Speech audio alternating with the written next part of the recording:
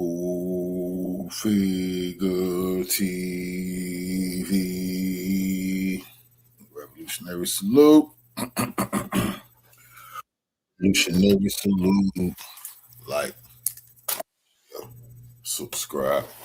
Welcome to the House of Revolution. You know I'm your humble host.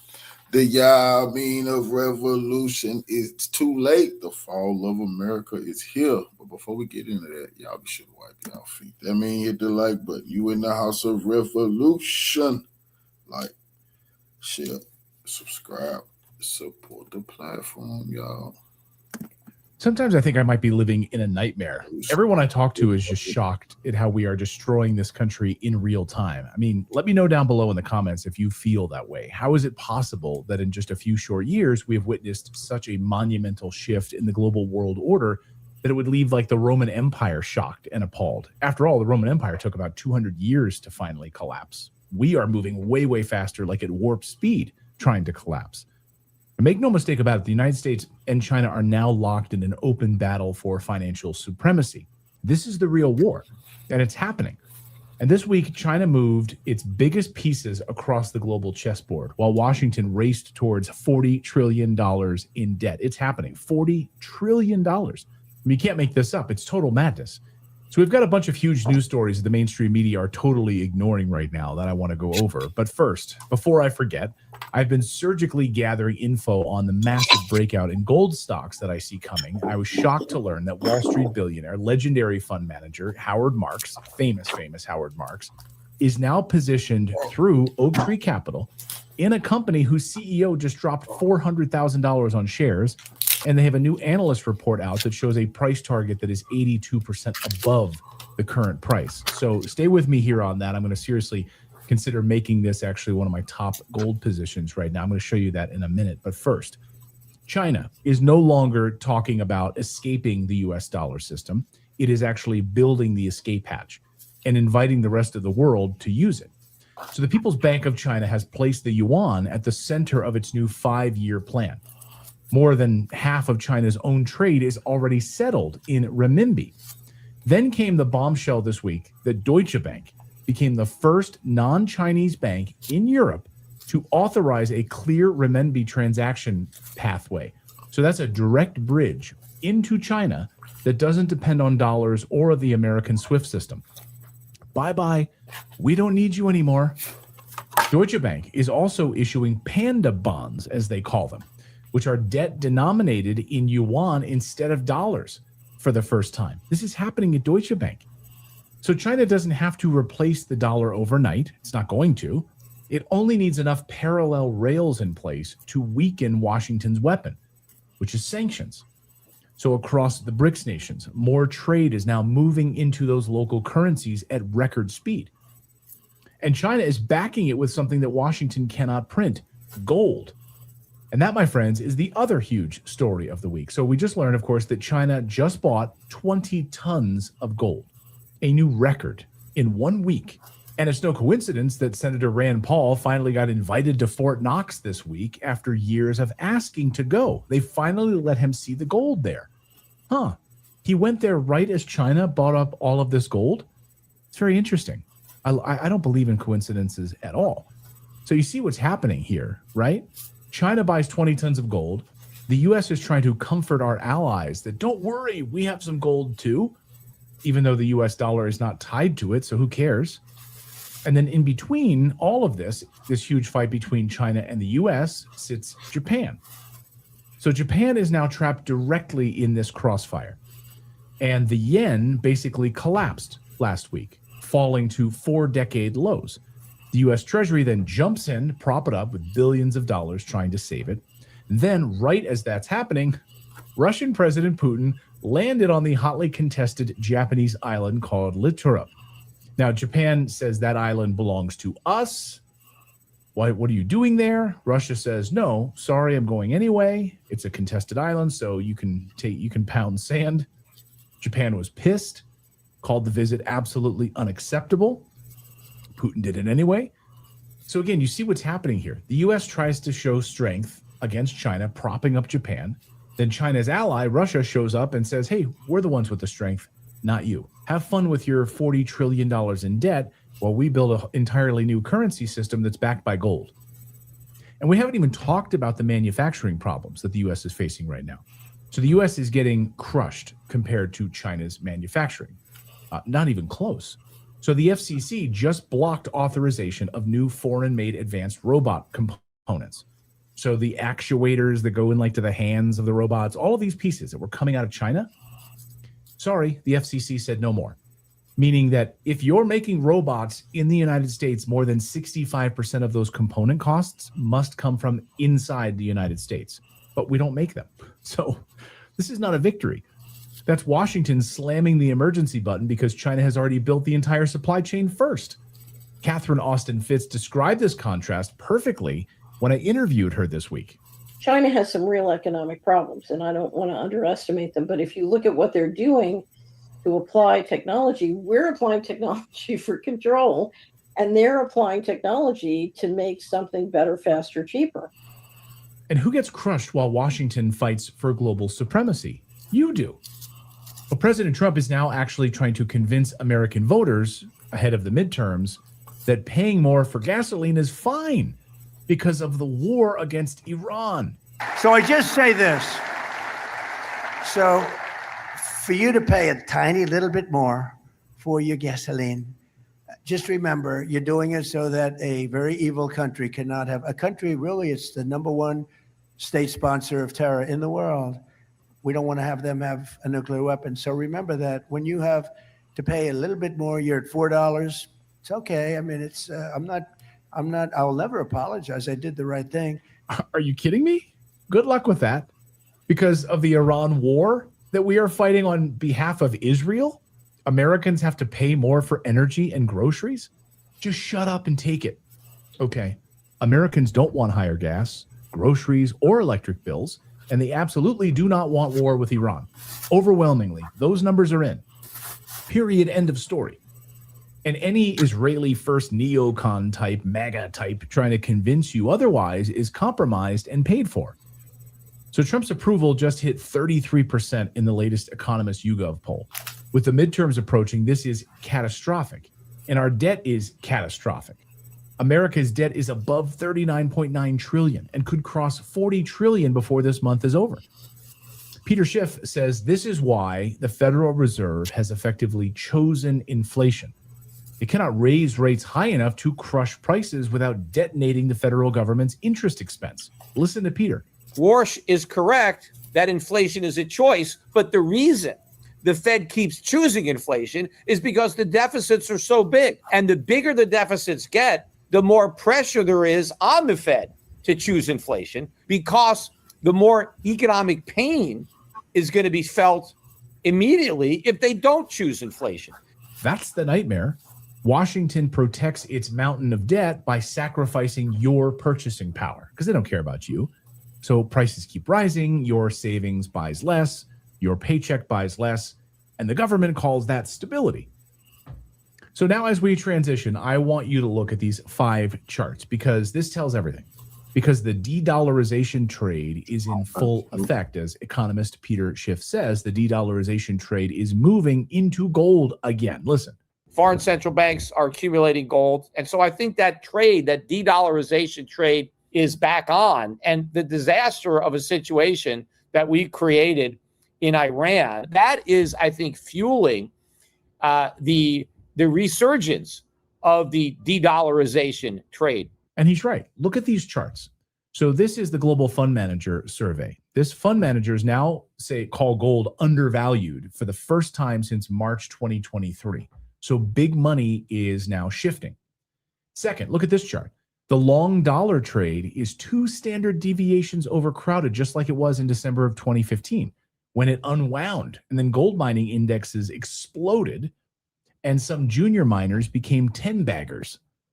Then number 3, take a look at this chart. This is the S&P 500 ratio chart. Gold remains historically cheap against the S&P 500. China sees it. That's why they just bought nearly 20 tons of it. And then here, the Buffett indicator. This is near historic extremes. So American stocks have rarely been this expensive. This is when insurance matters. And fifth chart I want to show you, gold stocks broke their long-term downtrend while GDX tests its 200-day moving average. The fundamentals and the technicals are lining up. So these are 5 warning flares pointing in the same direction right now. So we are watching a new financial order emerge. China is preparing for the next system, while Washington is desperately trying to preserve the old one with sanctions, bans, debt, and massive amounts of money printing. And America is running out of road and getting very desperate, folks. They're pretending that everything's okay, and it is not. So that's the news update part of today's video. And I want to tell you about today.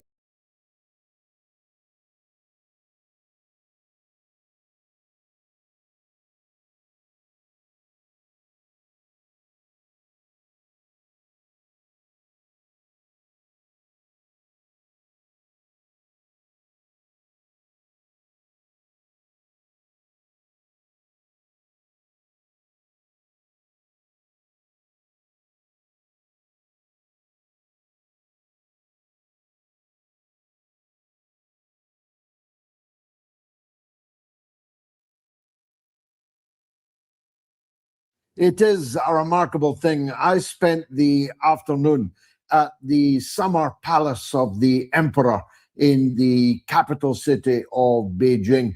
And I want to spend a couple of minutes talking about it. Not because it was the worst colonial atrocity, alas, very far from it. Not because it was the worst crime committed by colonialism against China. Again, alas, very far from it. But it was something to see in concrete reality. The total destruction of the palace of the head of state of the ancient China, that China of ancient treasure, which was the center of the world when my people were painting their faces blue and living in the forest. Where China, when the Russian diplomats first arrived in China, and they were the first to arrive in China in the late 1600s, China had stone bridges, stone buildings, stone roads. It was the richest place in the entire world, and it cared nothing for the world outside and certainly did not kowtow to foreigners. This was completely intolerable for the rising European colonial powers, principally in this case, France and the United Kingdom of Great Britain and Northern Ireland. They simply could not accept that China was better than them, richer than them, more advanced than them, more civilized than them. And so they did everything they could to destroy it. And somehow, emblematically, the destruction of the summer palace in 1860, not ancient history now. We're not talking about the dim and distant, barely visible through the mists of time. No, in 1860, in the reign of Queen Victoria, the British and French armies invaded China and set alight the summer palace of the emperor, and then completely destroyed it. Scarcely one stone stands upon the other. Now, I'm no big fan of emperors or kings, nor palaces. And there's every reason why China has no king and no emperor today. But this was not a blow aimed at the emperor. This was a blow aimed at China as an independent and sovereign country. They did it because they could. They did it to teach China a lesson as a precursor to stealing China's land and looting as much of its treasure as they possibly could. And just in case there was to be any resistance, they pumped Indian empire opium, heroin into the veins, into the streets, into the opium dens of China. And that's what it was all about. China had refused to allow its people to become addicted to British Empire opium, and so they were forced to by bombardment. And as compensation for stopping our assaults upon China, well, we helped ourselves to places like Hong Kong. I mention it because it's always worth reminding ourselves that empire is merely robbery with violence, extreme robbery and extreme violence, but also because I want you to understand how the Chinese people feel about being lectured by Britain and France on correct behavior, on the proper way for countries, civilizations to conduct themselves. When the Chinese hear themselves being lectured, ordered, browbeaten by Western countries that raped them, murdered them, drug addicted them, stole their territory, burned their cultural treasures, what do you think they feel about it? Now, I'm not often in Beijing. I'm more a Shanghai man myself. But when I am in Beijing, I stay in the same place that Keir Starmer, who followed me around China last year, you will remember, where Keir Starmer stayed. If I was the leaders of China, I would have dragged them to see the ruins of the Summer Palace, but the Chinese are far too polite and far too diplomatic to do anything like that.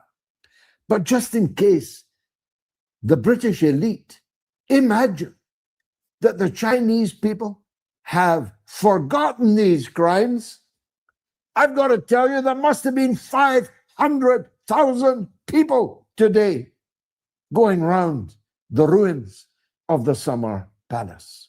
It's part of the national patriotic education curriculum. Every person in China has to study it, and if they can, has to go and see it.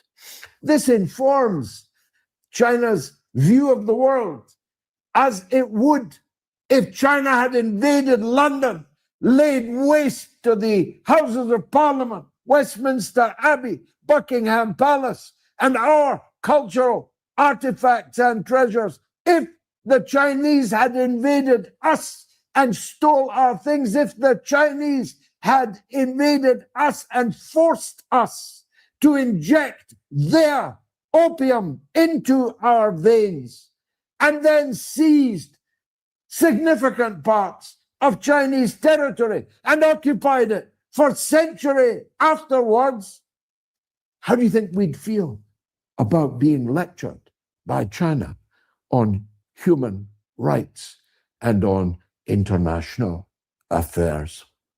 Enough of that. It's just boiling my blood. I hate colonialism, you see. I believe that imperialism is invading other people's countries and stealing their things, or in the case of China, even stealing a part of the country itself. And it's my birthday. Flame grilling since 1954. I'm entitled to a bit of self-indulgence, surely. I celebrated my birthday watching the USS Abraham Lincoln limping away from the coastline of Iran. I say the coastline, but it was never more than 1,000 kilometers of the Iranian coastline, because it can't be.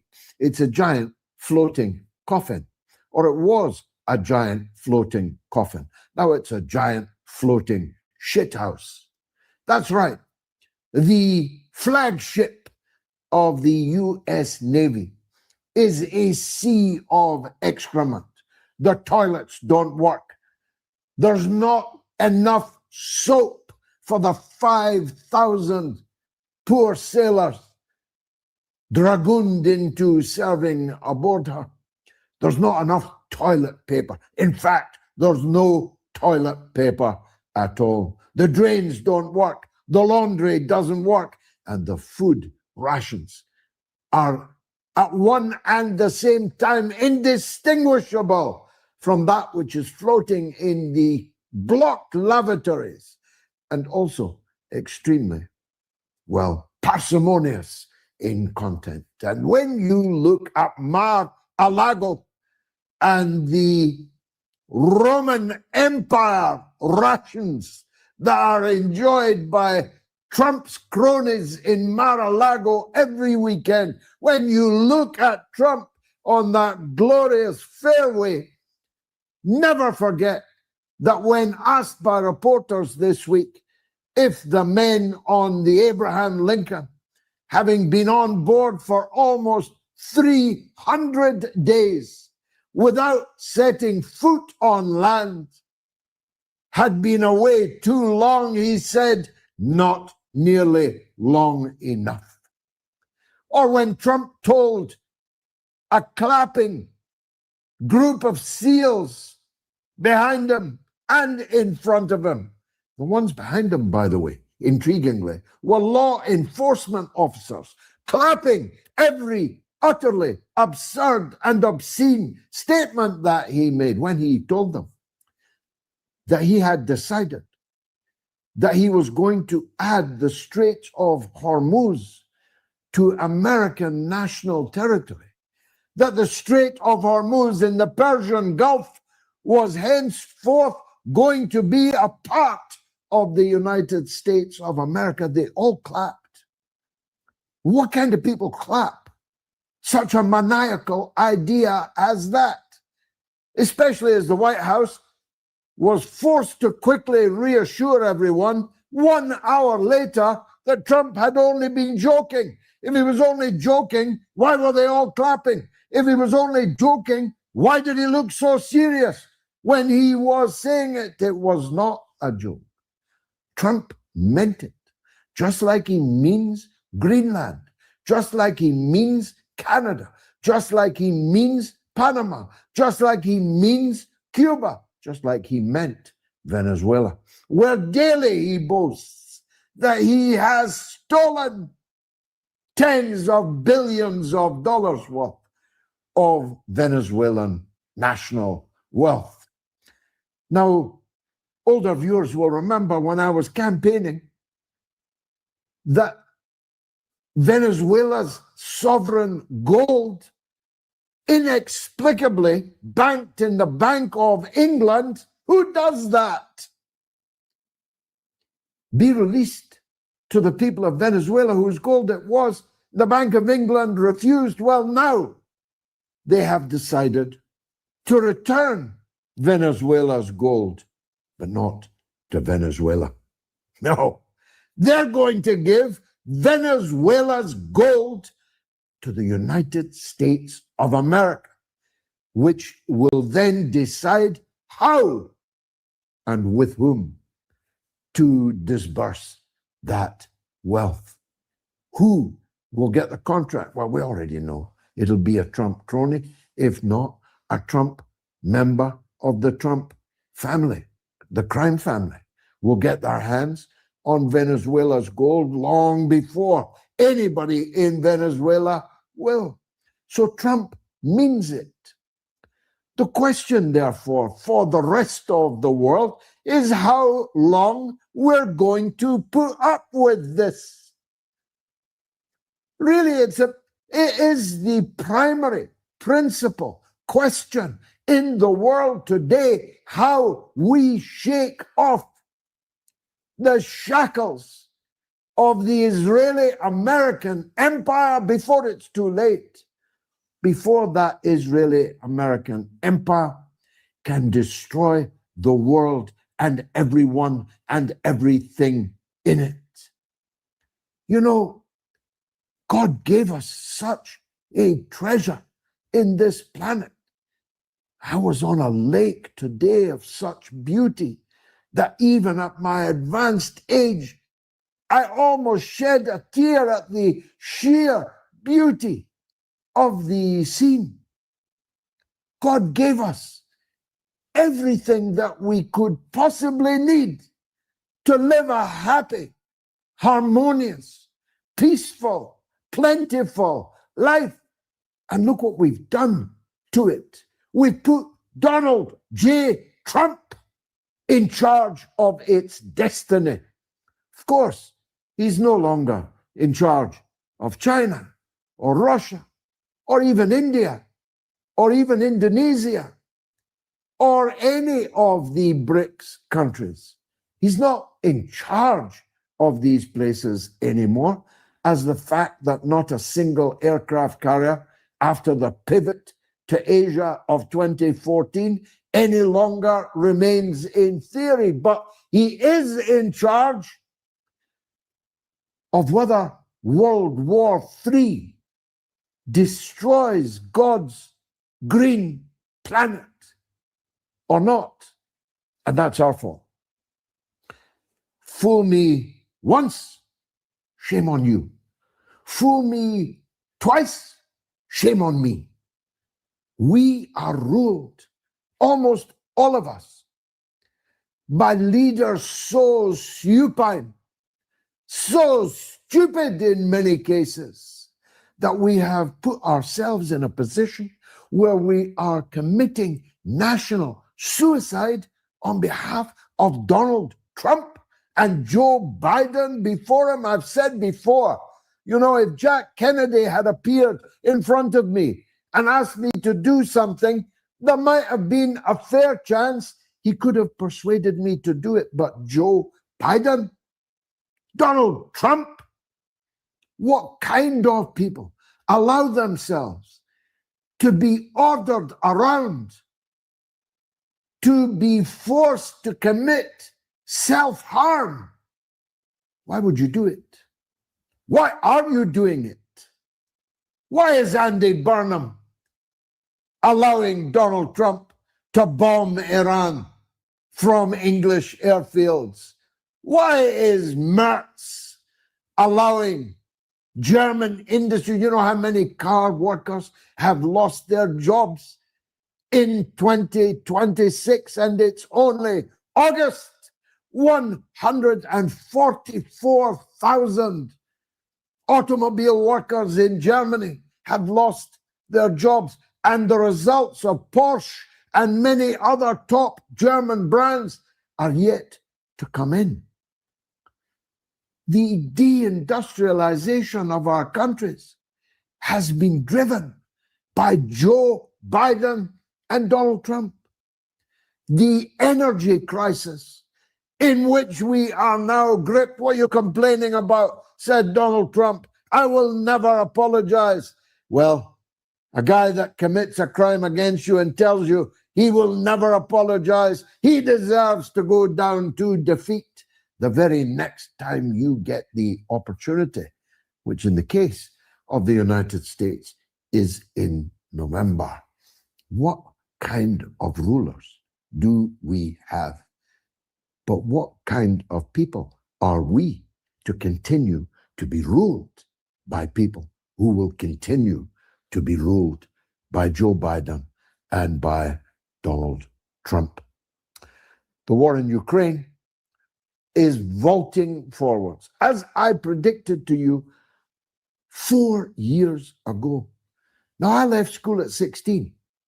I'm educated at Nowhere University. I worked with my hands, making car tires for Michelin. I'm the only guy you know that can make a Michelin ZX radial. Most of the political leaders you know couldn't even change one by the side of the road if they got a puncture. So I did not have the benefit of the expensive education that most of your politicians have had at your expense for the most part. But I told everybody on television and on radio that the sanctions policy against Russia would be the biggest boomerang in history, and it would come back, leaving its target virtually unscathed and smack us full in the face.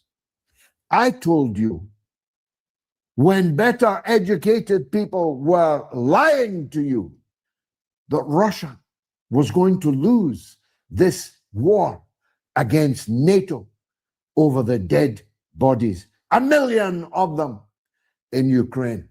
I told you that was a lie. I told you that this war could end only one way, in a Russian victory, which is fast and comprehensively turning out to have been the case. We've got some brilliant Americans on the show tonight. Please don't think that anything I say about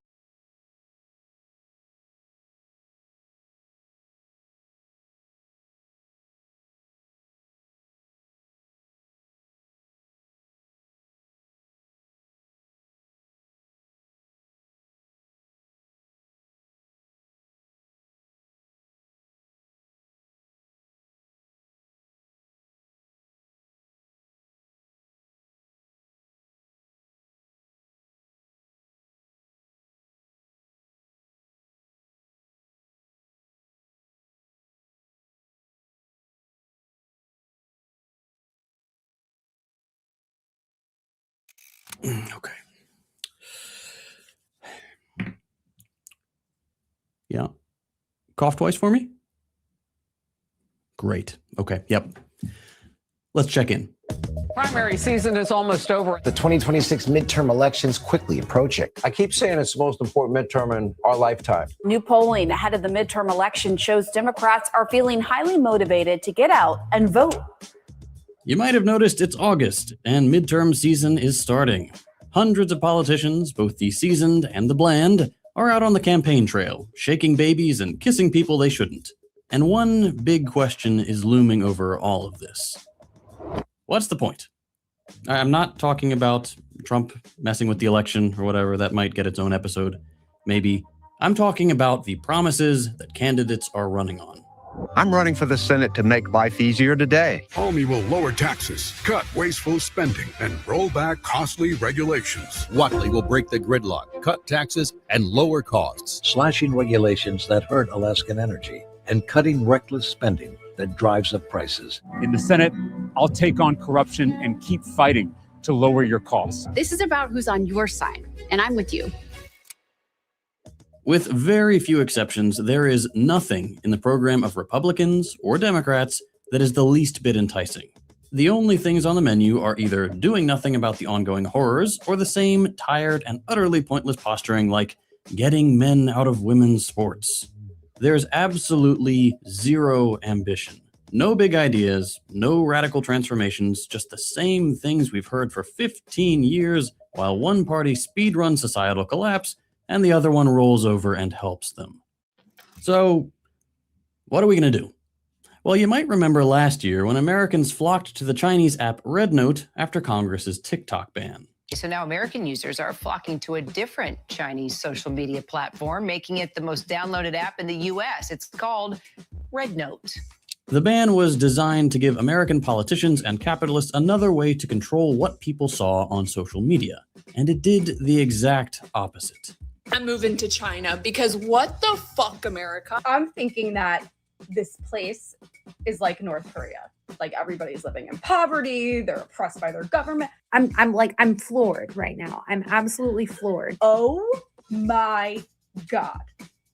We've forgotten about it now, but almost overnight, 500,000 Americans got direct exposure to Chinese people, life, and culture without the sensationalist filter of the corporate media.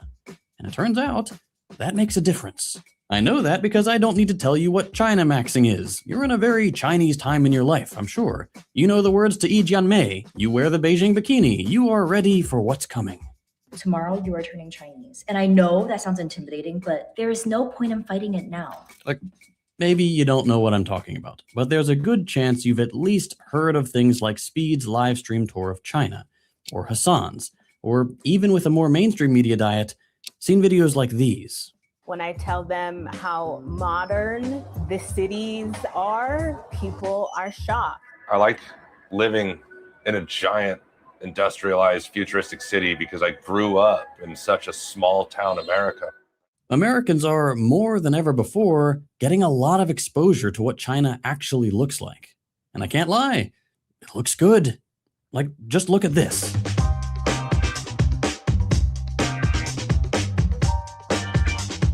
This isn't the most thorough political analysis you've ever heard, I know, but name any city in the US that looks like this. New York, maybe, I guess, but that feels like a real stretch. Vegas, we just don't have any places like this. And China has 4. They're China's Tier 1 cities, the 4 most developed, wealthiest, technologically advanced places in the country. And if 4 cities doesn't sound like a lot for a nation of 1.4 billion people, fair enough. I forgot to mention there are actually 15 more cities basically at Tier 1 level that also look like this.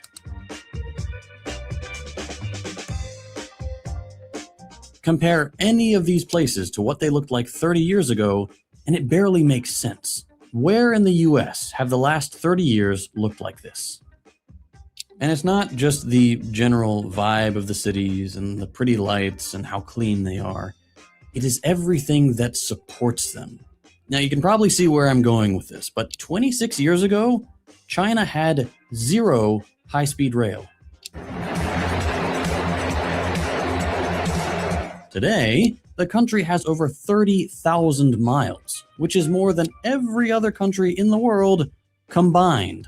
That means that if you live in any Chinese city bigger than Mesa, Arizona, you're pretty much guaranteed to have access to all these other cities on a train from the future, and for as little as $13 a ticket. We don't have anything like that either. We have the Acela that costs $1 million and goes half as fast for all of like 30 miles.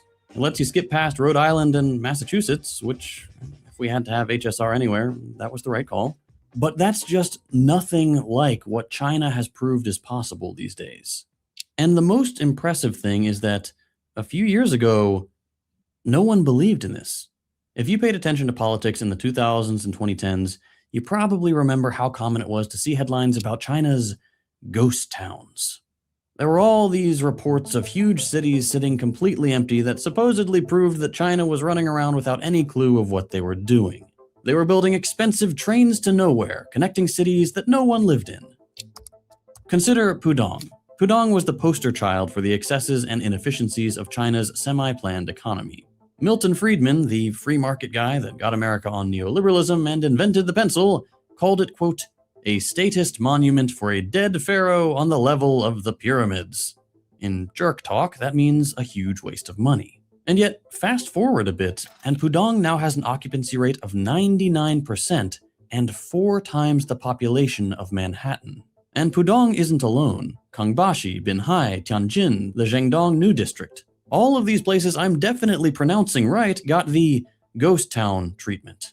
In 2013, 60 Minutes covered Zhengdong specifically like this. He's showing us around the new eastern district of Zhengzhou in one of the most populated provinces in China. Not that you'd know it. We found what they call a ghost city of new towers with no residents, desolate condos, and vacant subdivisions, uninhabited for miles and miles and miles and miles of empty apartments. Here it is now.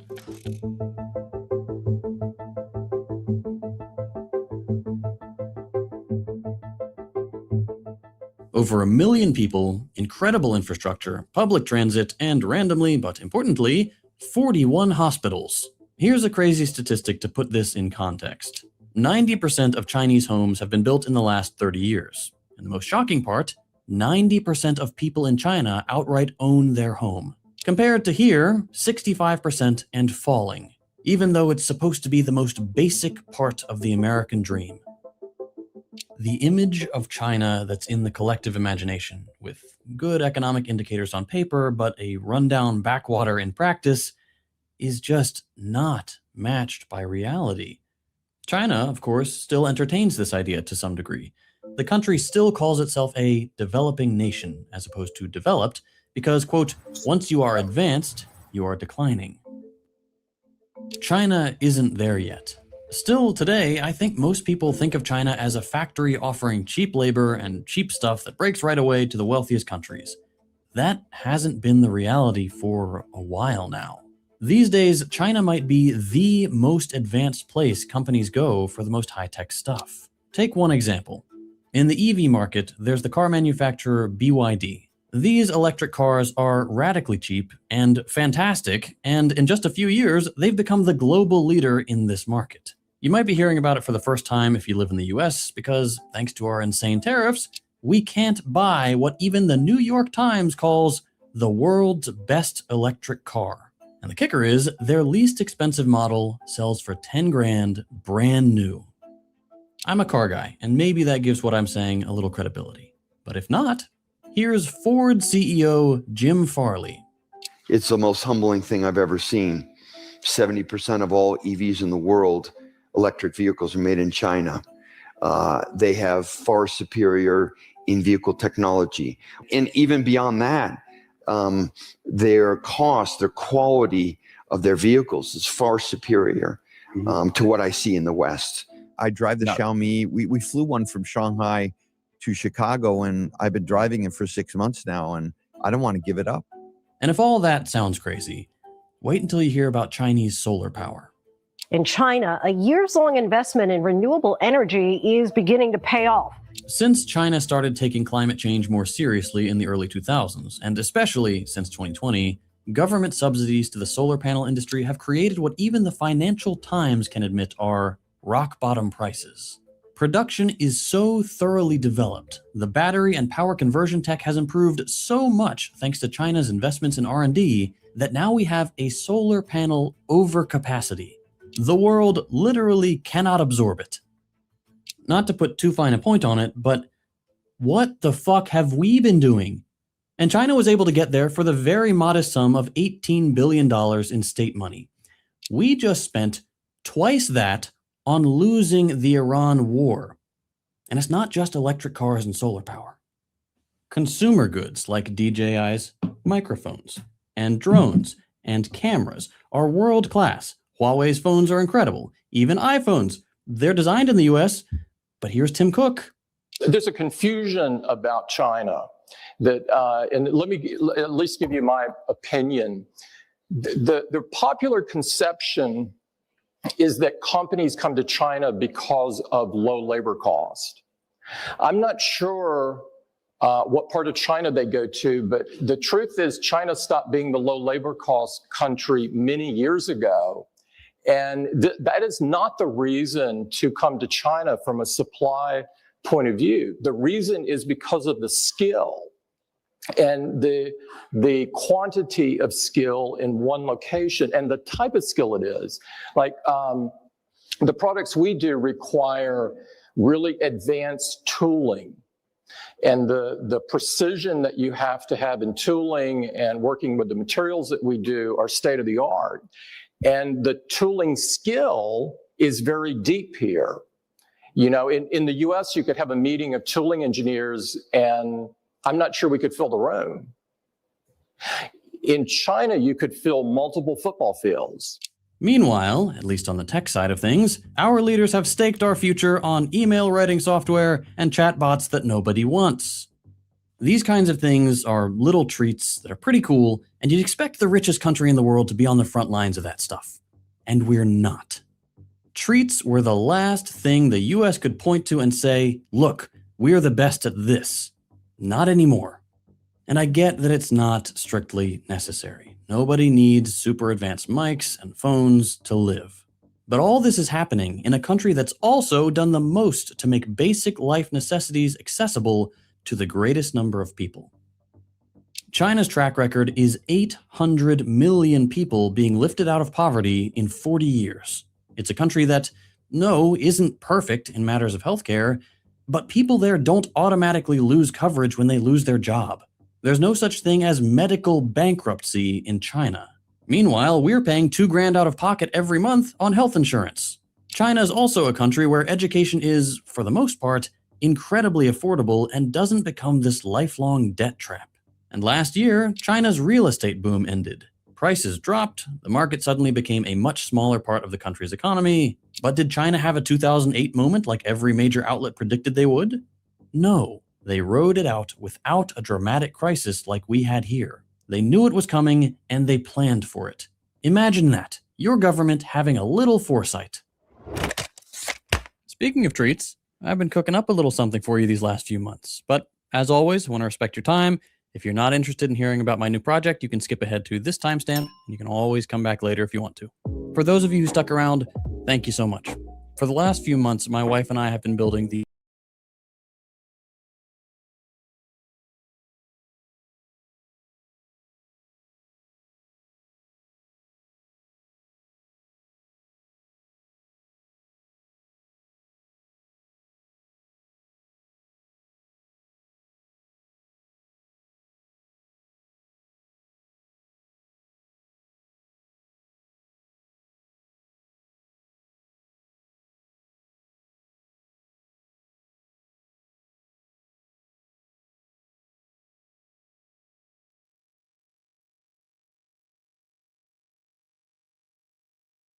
For 600 years, one rule decided who ran the world's oceans. Whoever built the biggest ships won. Britain understood it. America perfected it. And for the last 80 years, nobody else came close. Then, in the second half of 2025, a ship slipped quietly out of a Chinese naval base and changed the math. It wasn't the biggest vessel ever built. It wasn't even the most expensive. But sitting on its deck was a piece of technology that only one other navy on Earth had ever managed to build properly. And that navy had spent 20 years and billions of dollars getting it right. China did it in a fraction of that time. This isn't really a story about a boat. It's a story about a shift in power so quiet, most people won't even notice it happened until it's already over. And by then, the rules of the ocean will have already changed underneath them. If videos like this are your thing, go ahead and hit like right now. It genuinely helps more than you'd think. And subscribe so the next one lands in your feed without you having to go looking for it. Now, let's talk about the ship itself, and why a piece of metal floating off the coast of Hainan Island has admirals in Washington paying very close attention. One rule that never changed. Here's something most people never really sit down and think about. Land has borders. Air has borders, sort of. But the ocean has never really belonged to anyone. For as long as ships have existed, control of the sea has come down to one simple, brutal rule. Whoever can show up with the most force and stay there the longest gets to decide what happens next. Not on a treaty, not on a map. In practice, on the water itself. For centuries, that meant the Royal Navy. British warships didn't just win battles. They decided which countries could trade freely, which colonies could survive, and which ports stayed open to the rest of the world. An empire that never saw the sun set was, underneath all the politics, really just a very large fleet with very good logistics. When that empire finally faded, something had to fill the vacuum it left behind. That something was the United States Navy, and it filled the gap with one very specific piece of engineering: the aircraft carrier. Take a second and think about what a carrier actually is, beyond just being a big gray ship. It is a mobile airport. It is a floating city that feeds, houses, and arms thousands of people at sea for months at a time. And it is, whether anyone says it out loud or not, a diplomatic threat that never needs to fire a shot to make its point. A carrier can park itself 200 miles off a country's coastline and put fighter jets into that country's airspace within minutes, without asking permission from anyone, without needing a nearby runway, without needing a single ally in the region. No other machine humans have built does that. A submarine can hide in the dark and strike without warning. A destroyer can defend a coastline or escort a convoy. But only a carrier can project real, sustained power across an entire ocean and simply refuse to leave. After the Second World War, the United States built more of these than every other country on Earth combined. And then it went a step further. It mastered the hardest version of carrier technology to replicate, the catapult launch system. Older style carriers, and most carriers still in service around the world today, use something called a ski jump ramp, a curved section of runway at the front of the deck that flings jets into the air using nothing but the aircraft's own engine power. It works, but it's a compromise, and a fairly serious one. A ski jump launch limits exactly how heavy an aircraft can be when it takes off, which in turn limits how much fuel it can carry, how many weapons it can bring along, and ultimately how far and how hard it can fight before turning back. A catapult solves that entire problem in one move.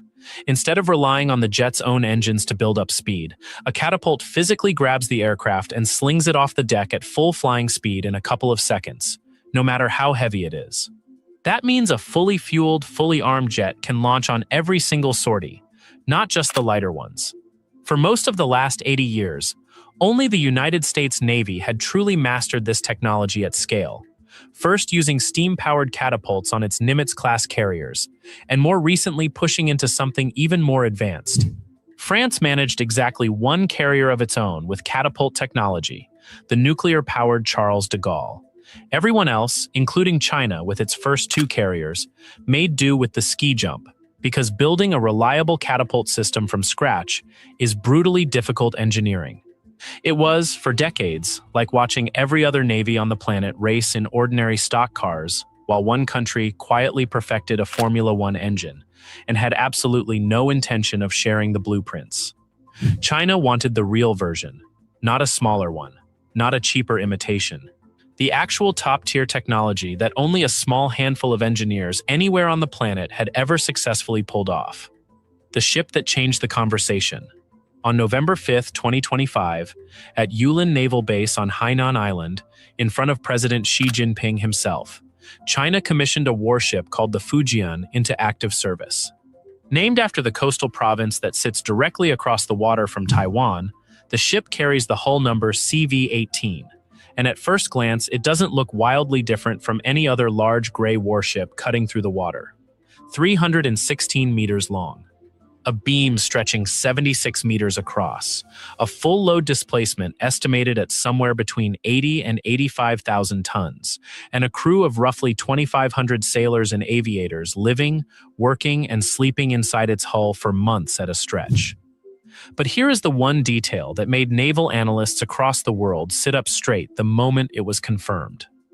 The Fujian is the first Chinese aircraft carrier ever built with an electromagnetic catapult launch system. Let that sit for a moment, because the gap this closes is enormous. China's first carrier, the Liaoning, was actually an unfinished Soviet-era hull, purchased second-hand and rebuilt from the ground up. Its second carrier, the Shandong, was a domestically constructed copy of that same ski jump design, an important step, but still fundamentally the older, simpler technology. The Fujian isn't playing catch-up anymore. It is the 13th aircraft carrier in the entire world to use catapult launch technology of any kind, and only the second nation on the planet, after the United States, to build one using a fully electromagnetic system instead of old-fashioned steam pistons. Picture the actual difference for a second. A steam catapult is, at its core, a very carefully controlled explosion. A sudden burst of pressure that shoves an aircraft down the deck and into the sky. It works, and it has worked for decades, but it's rough on the machinery, difficult to fine-tune for different aircraft weights, and it slowly beats up both the jets and the catapult system itself over years of use. An electromagnetic catapult throws that whole approach out and replaces it with a linear induction motor, essentially an enormously powerful magnetic rail built into the deck that accelerates the aircraft smoothly and with far more precision. Engineers can dial in the exact amount of force needed for a lightly loaded jet or a fully armed one, launch after launch, with noticeably less wear on the aircraft and far more consistency between one takeoff and the next. The United States spent roughly 2 decades and well over $10 billion developing this exact technology for its newest class of carrier, the Ford class. And even after all that time and money, the earliest versions still ran into well-publicized reliability problems that made headlines of their own. China went from essentially a standing start to a working electromagnetic launch system installed on an operational warship in a fraction of that time and at a fraction of the publicized cost. That single fact, more than the raw size of the ship or the number of planes parked on its deck, is what turned the Fujian from just another warship into a genuine geopolitical event the moment it was confirmed. Building a giant in plain sight. What makes the Fujian story even more interesting is that almost none of it happened in secret. This wasn't some hidden project unveiled all at once. It was built, tested, and shown to the world in stages, out in the open, for anyone paying attention. Construction began at Jiangnan Shipyard in Shanghai, one of the largest and busiest shipbuilding complexes on the planet, with the hull laid down sometime between 2015 and early 2016. The ship was formally launched into the water on June 17, 2022, a milestone that made international headlines the moment satellite images confirmed its catapult tracks were visible on the deck. From there, it entered what became an unusually long, unusually careful testing period, roughly 3 full years of sea trials before its eventual commissioning, a much more cautious runway than either of China's first 2 carriers required, and for good reason. Building a working ski jump carrier is one engineering challenge. Building a reliable, safe, repeatable electromagnetic catapult system, one that has to launch heavy aircraft off a moving, rolling deck thousands of times without failure, is an entirely different level of difficulty. By September of 2025, the Fujian had completed at least 9 separate sea trials, each one testing a different layer of the ship: propulsion, aviation operations, weapons systems, and full combat systems integration. During that 9th trial, the carrier sailed through the Taiwan Strait and into the South China Sea, and it was on that specific voyage that its crew carried out the first confirmed catapult launches and arrested landings of 3 different aircraft types in a single testing window, a detail that told analysts the ship's air wing wasn't just a future promise, it was already being actively rehearsed. For comparison, China's previous carrier, the Shandong, took roughly 2.5 years just to go from launch to commissioning, using the far simpler, already well-understood ski jump design. The Fujian pulled off a considerably more complex engineering challenge on a similar, arguably faster overall timeline, which is exactly the kind of detail that keeps defense analysts up at night, trying to figure out how much of China's shipbuilding progress is genuine acceleration, and how much of it was quietly happening behind the scenes for years before the world ever noticed. The people behind the steel. It's easy to talk about magnets, catapults, and displacement tonnage, and forget that every single one of those numbers depends on thousands of ordinary people learning to do something almost nobody on their side of the world has ever done before. A ship is only as capable as the crew running it, and this is arguably the part of the Fujian story that gets the least attention, even though it might be the hardest problem of all to solve quickly. Operating a catapult carrier isn't like operating a ski jump carrier with a few new gadgets bolted on. It's a completely different rhythm of work. Deck crews have to learn to move aircraft, fuel, and weapons around a flight deck at a much faster tempo, because a catapult system is only valuable if the ship can actually launch aircraft quickly enough to make use of it. Pilots have to learn to trust a machine flinging them off the deck at speeds their own engines alone could never produce, something American naval aviators spent generations refining into muscle memory. Air traffic controllers below deck have to coordinate multiple aircraft types, stealth fighters, electronic warfare jets, and a large radar plane, launching and recovering in sequence, often at night, often in rough seas. China's naval academies and training commands have spent years quietly building toward exactly this moment, running simulators, land-based catapult test facilities, and smaller-scale exercises long before the Fujian ever left its dock. The fact that the ship's sea trials moved as quickly as they did, packing multiple aircraft types into a single testing window by September of 2025, strongly suggests that a large amount of that training groundwork had already been done well before anyone outside China's military ever saw it happen. Hardware can be built in a shipyard. A skilled carrier air wing takes years, sometimes an entire career, to develop properly, and that human side of the equation is exactly why so many analysts treat the Fujian's rapid progress as such a significant signal, not just about what China can build, but about what China has already quietly trained its people to do. What this ship can actually do. So what does all of this technology actually buy China? In practical, real-world terms. This is where the story stops being abstract engineering trivia and starts becoming something with real strategic weight. A catapult system doesn't just launch planes faster than a ski jump ramp. It fundamentally changes what kinds of planes a carrier can operate in the first place. On a ski jump carrier, heavier aircraft simply cannot take off safely carrying a full weapons load and a full fuel tank. The ramp doesn't generate enough speed to get them airborne safely. That single limitation quietly shapes an entire Navy's strategy from the ground up. It restricts range, it restricts payload, it restricts which aircraft even makes sense to design for carrier use in the first place. The Fujian breaks that ceiling completely. Its 3 electromagnetic catapults can launch aircraft at significantly higher weights than either of China's earlier carriers ever could, which is exactly why, during its sea trials, the ship began testing a far wider and more capable variety of aircraft. The headline aircraft here is the J-35, China's newest carrier-based stealth fighter, frequently compared by Western analysts to the American F-35C, the United States Navy's own stealth carrier jet. Stealth fighters are extraordinarily expensive and complicated to build for one very specific reason. They're engineered to slip past enemy radar almost entirely, strike a target, and disappear again before anyone even registers they were ever there. Putting one on a carrier deck means a Navy can now threaten targets without giving away early warning, an entirely different tier of capability compared to older, non-stealth fighters that show up clearly on radar screens from a long way out.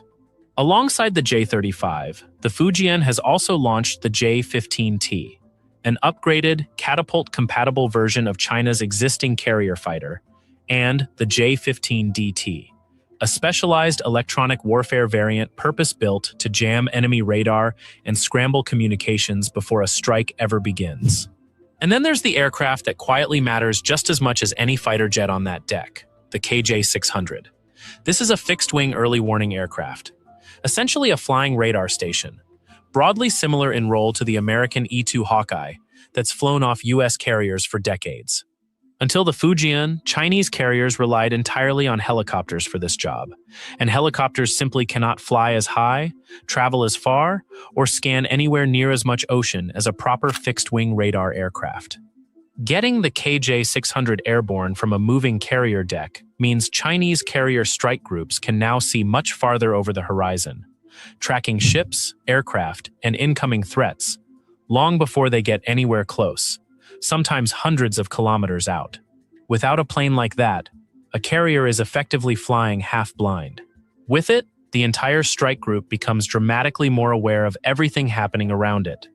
Put all of those pieces together: stealth fighters that are difficult to detect, electronic warfare jets that scramble enemy sensors, and long-range radar planes watching the whole battle space, and you get something China simply did not have before the Fujian. A carrier air wing built along roughly the same architecture as the most advanced navies on the planet, proving it works at sea. Impressive specifications on a press release mean very little in naval warfare until they've been tested at sea, under real, unforgiving conditions, again and again, in front of a crew that has to trust the machinery with their lives. This is where the Fujian story becomes genuinely compelling, because the ship didn't just get commissioned and quietly disappear from public view afterward. It kept moving, kept training, and kept showing up in places people were watching closely. There's an important technical detail here that's easy to overlook in all the excitement around stealth jets and magnetic catapults. The Fujian is not nuclear-powered. It runs on conventional steam turbine propulsion, which actually makes it, by a wide margin, the largest conventionally powered warship anywhere on the planet right now. That's a genuine limitation compared to America's Nimitz and Ford-class carriers, both of which run on nuclear reactors and can operate at sea for years at a time without ever needing to refuel. A conventionally powered ship needs regular refueling and steady logistical support, which shortens exactly how long it can realistically stay deployed far from home without help arriving. So no, the Fujian is not simply a Chinese copy of an American Ford-class carrier, and treating it that way misses the point entirely. It's something more specific, and, in some ways, more revealing. It's proof that China can now build the single hardest piece of naval aviation technology on Earth, even while operating within real, acknowledged constraints. And those constraints haven't slowed the ship down much. After commissioning in December of 2025, the Fujian sailed back through the Taiwan Strait toward Shanghai for further maintenance and preparation, continuing its buildup toward what Chinese state media has openly described as full combat capability sometime during 2026, a target that, if met, would represent an extraordinarily fast path from launch to genuine operational readiness for a first-of-its-class warship this complex. Western defense analysts, who tend to be cautious about these announcements by nature and by professional habit, have generally noted that this pace has actually outstripped what most of them expected going in. It's one thing to build a warship. It's another thing entirely to prove, trial after trial, that its most difficult system actually works the way it's supposed to, every single time, with real pilots landing real aircraft on a moving deck in open water. How the world is already reacting.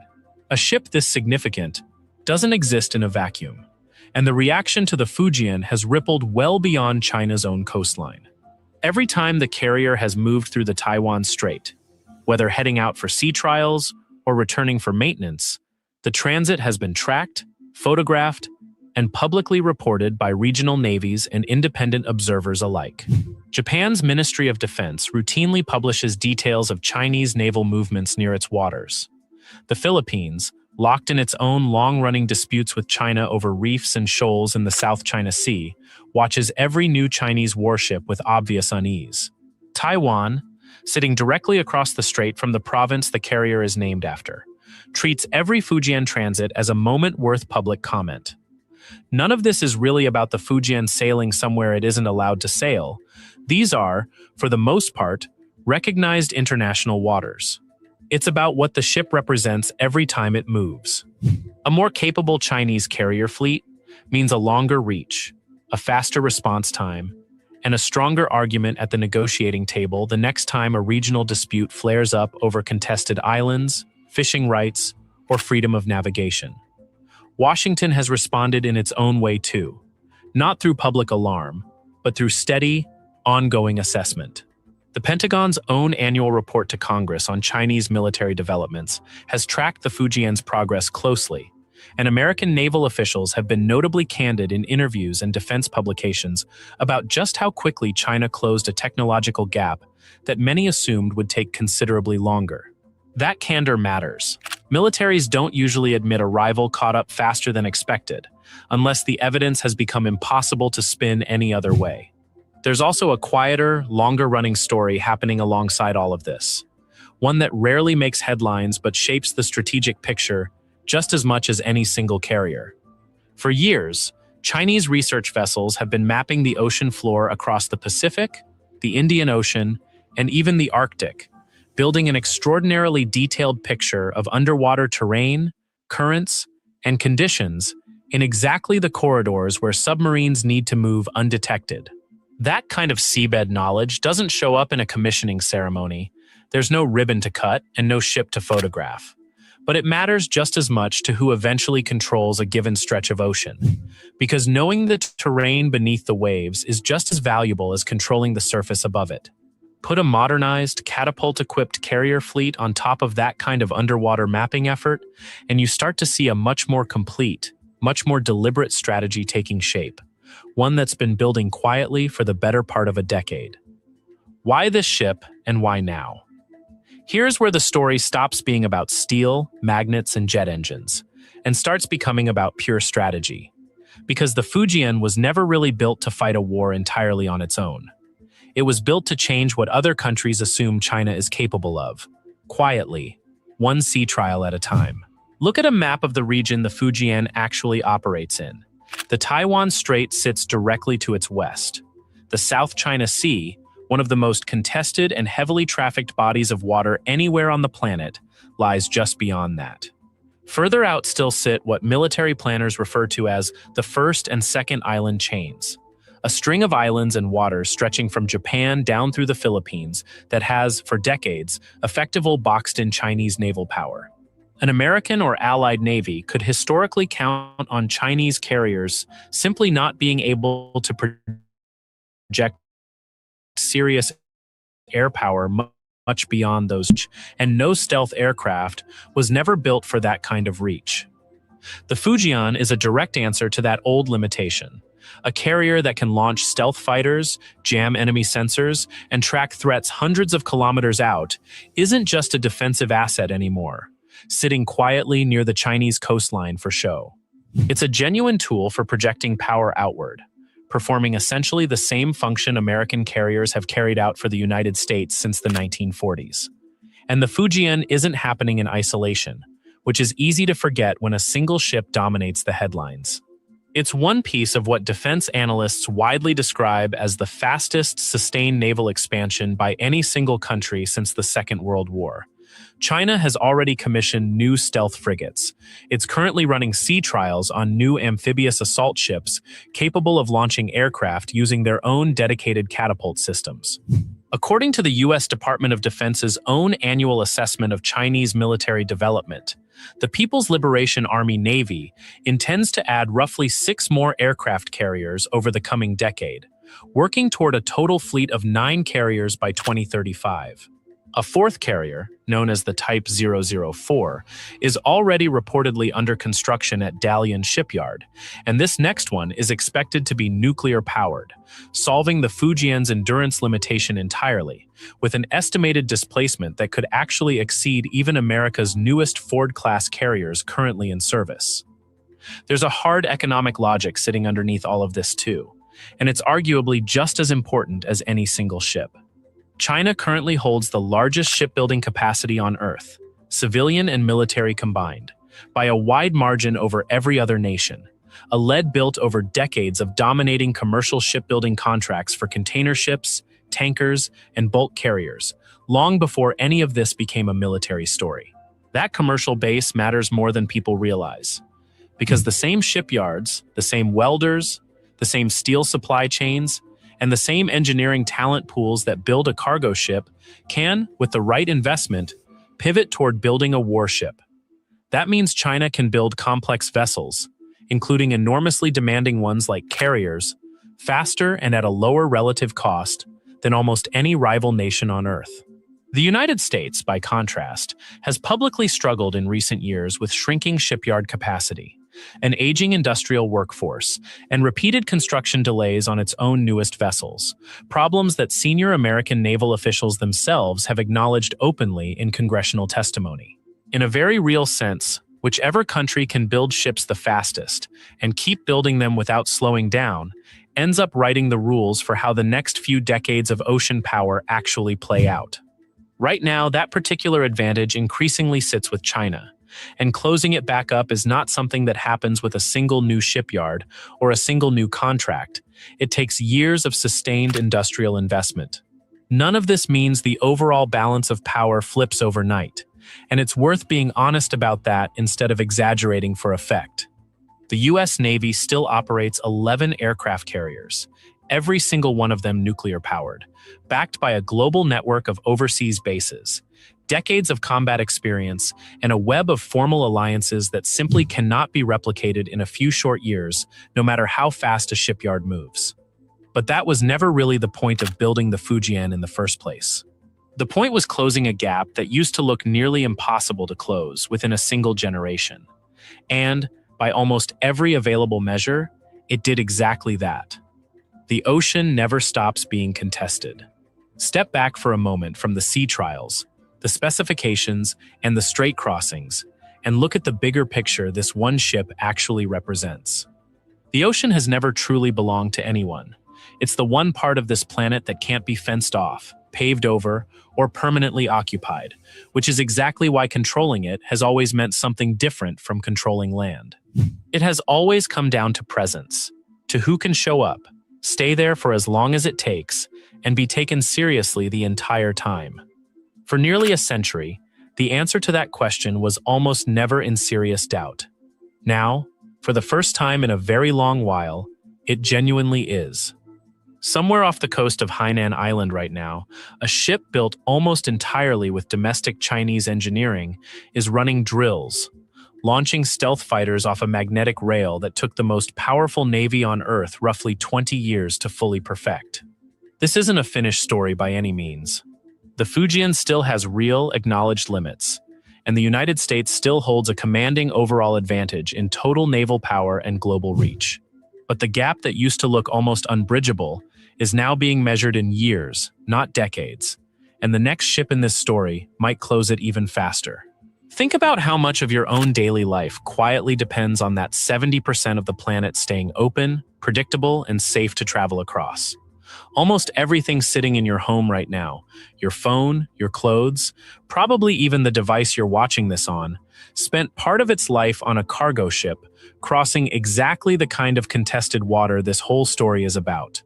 Freedom of navigation isn't just a phrase diplomats use in press conferences. It's the invisible plumbing underneath the entire global economy, and it only stays invisible as long as nobody seriously challenges it. That's really what a ship like the Fujian is arguing, quietly, one sea trial at a time. Not that China intends to shut down global trade or start a war tomorrow. That's not what any of this evidence actually points to. It's a much simpler, much more patient argument. It's a statement that the old assumption, the one where only a single country gets to decide what happens across the world's oceans, no longer holds the way it used to. And once that assumption stops holding, everything built on top of it, alliances, trade routes, territorial disputes, even the price of goods on a shelf, somewhere on the other side of the planet, eventually has to adjust to the new reality. The next time a headline crosses your feed about a new warship, a fresh missile test, or a new base being quietly built on some island most people couldn't point to on a map, remember this. It's rarely really about that one specific piece of hardware sitting in the water. It's about who gets to decide what happens across 70% of this planet's surface, and that decision is being actively rewritten right now. One ship, one sea trial, one commissioning ceremony at a time. If this kind of story is exactly the sort of thing that keeps you clicking, do us a favor and smash that like button. It costs nothing on your end, and it genuinely helps this channel keep making videos like this.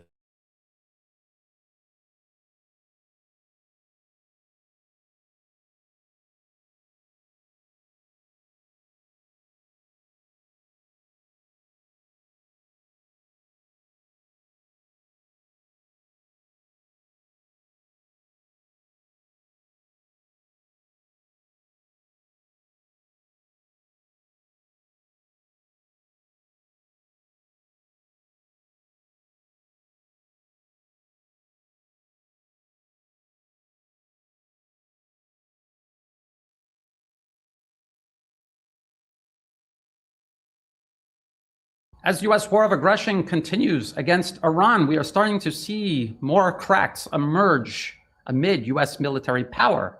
We see articles like this regarding the USS Abraham Lincoln, what to know about the growing concerns over conditions on the long-deployed USS Abraham Lincoln. And it includes mention of the food on board. There's these pictures of rationed meals served to the crew on board the carrier. And I think I have a picture of that right here. These are meager rations. And what you're seeing is an absence of fresh food. There is an absence of fresh food. And what they're depending on is things that they can keep frozen, things that are non-perishable, and they are rationing the food because they're having issues with logistics. Now, how do they replenish aircraft carriers? They use something called replenishment at sea. A large supply ship pulls up alongside the aircraft carrier or any other U.S. naval ship deployed in West Asia, part of this war of aggression against Iran, and they attach cables from one ship to the other, and they send over pallets worth of everything from ammunition to food, medical supplies, spare parts, everything that the naval vessel requires, including aviation fuel. They'll send a hose over to top off the tanks for the aviation fuel. And they're still able to conduct these operations. The problem is, regarding fresh food, you need to have a resupply ship go into port, pick up fresh food, and be able to reach the aircraft carrier in a timely manner. You cannot pick up fresh food from, say, the US and then steam all the way to West Asia and then offload it. It will have spoiled long before it reached there. And the problem is ports all across West Asia where the U.S. is operating and waging this war against Iran, all of the ports that it would normally stock up on and then replenish these ships with, they've all been put in the crosshairs of Iranian ballistic missile attacks. So these U.S. logistics hubs have either had been significantly disrupted, the number of personnel on these bases significantly reduced, if not put out of operation altogether. And yes, you have other ports where the U.S. can load up on ammunition and other non-perishable supplies and bring them to the aircraft carrier, but not food. And so this begins to place a limit on human endurance at sea week after week. You're eating these meager meals, and yet you're working hours and hours every day, day in, day out, week after week. There are limits to what human beings can endure, and they are reaching those limits. And this was the same case with the USS Ford, was having the same problem. There's also maintenance issues. People say it's a nuclear aircraft carrier. It's powered by a nuclear reactor. It doesn't need to be refueled for all intents and purposes. So what is the issue? Well, it's a nuclear power plant wrapped in mechanics that do break down. Often you can repair some of it at sea. Most of it you have to put into port and repair it under a significant overhaul. And it's regularly scheduled to do so. The ship is designed to go a certain amount of time between overhauls. And then when that time is up, everything is going to start breaking down. It was not designed to go any further than that. And so what the US is doing is pushing all of these ships past their limit. Now, this is something that is very specific to aircraft carriers. They have a crew of over 5,000 people. And it is not the same dynamics you have on, say, a guided missile frigate or something that has just a couple hundred crew members. There's more of those ships. They can rotate in and out of the region more often. The aircraft carriers, there's a finite number of them. They're deployed elsewhere where the U.S. is stirring up trouble, or their import being overhauled. And so you have to keep these remaining aircraft carriers on station for longer and longer periods of time, long past what they were designed to sustain. So rotating in the USS George Washington isn't going to fix the problem. All it's going to do is reset the clock for how long the crew can function under and tolerate these conditions, as well as how long the mechanics of the ship can hold up before it needs to go back into port and be repaired. Now, why do they need these aircraft carriers? They have destroyers, they have other naval vessels, they have military aviation that can fly over the horizon and strike Iran. Why do they need these aircraft carriers? The naval forces operating in this area are trying to place a blockade on Iran. They're trying to strike at Iranian maritime shipping. They're using helicopters and aircraft with Hellfire missiles to disable these ships. They're not ever going to run out of these Hellfire missiles. They're not necessarily going to run out of these helicopters or aircraft. Yes, the destroyers could operate without the aircraft carrier, but the aircraft carrier has an essential capability that provides protection for this entire naval force in West Asia. They have E-2 Hawkeye aircraft. These are airborne early warning radar systems. They can see far over the horizon. The radar on the ship can only see for a certain amount of distance. So the Earth's surface is curved, and there's a limit to what the radar can see. If you fly an aircraft up at a higher altitude, you can see further over the horizon. This gives you more warning when Iranian drones and missiles are inbound to these naval vessels, trying to target these naval assets offshore. The aircraft on board the aircraft carrier fly in patrols, and they can engage these drones and missiles before they even reach the range of the anti-missile, anti-aircraft systems of the ships themselves. And so this is what has allowed the U.S. to sustain these operations. The aircraft carrier is essential. It's an offshore base that is much more difficult for Iran to strike at than the fixed bases onshore that Iran has already struck and already disrupted U.S. military capabilities by doing so. But this remaining military capability hinges on these aircraft carriers. Again, finite number of them, and they have a finite ability to stay on station before they need to be rotated out. So this is a crack that we see growing amid American military capabilities as they try to sustain this war on Iran. And I've mentioned the war on Iran is not just to undermine and eventually try to topple Iran itself. It is to disrupt energy exports from all of West Asia. They need to sustain this conflict for as long as possible. They are trying to disrupt the flow of energy to all of Asia, not just to China, but to all of Asia. And if they are able to disrupt and undermine the economies, first of all, they want to put Asia under greater energy dependence on the US. And yes, nations like Thailand, even Vietnam, they have been signing deals with the US to buy liquid natural gas from the US to compensate for the disruptions in energy exports from West Asia, even though it was the US who did this deliberately, on purpose. Yes, they're trying to sign contracts with Russia, but they can only get so much energy from Russia. They need to increasingly depend on the US. Not only does that dependence give the US extra political leverage over these countries and try to pry them away from China's orbit. All of these nations in Southeast Asia count China as their largest trade partner, source of tourism, investment. They're increasingly closer in terms of military cooperation. The US wants to pry them away using energy as a lever, but also because the United States specifically can never supply enough energy for Asia to make up for what was coming from West Asia, it's going to impact their economy. We already see a global economic crisis developing because of this. Economic decline across the rest of Asia means economic problems for China. China depends on exporting. All of these countries are China's largest export partners. Collectively, Asia is their largest export region.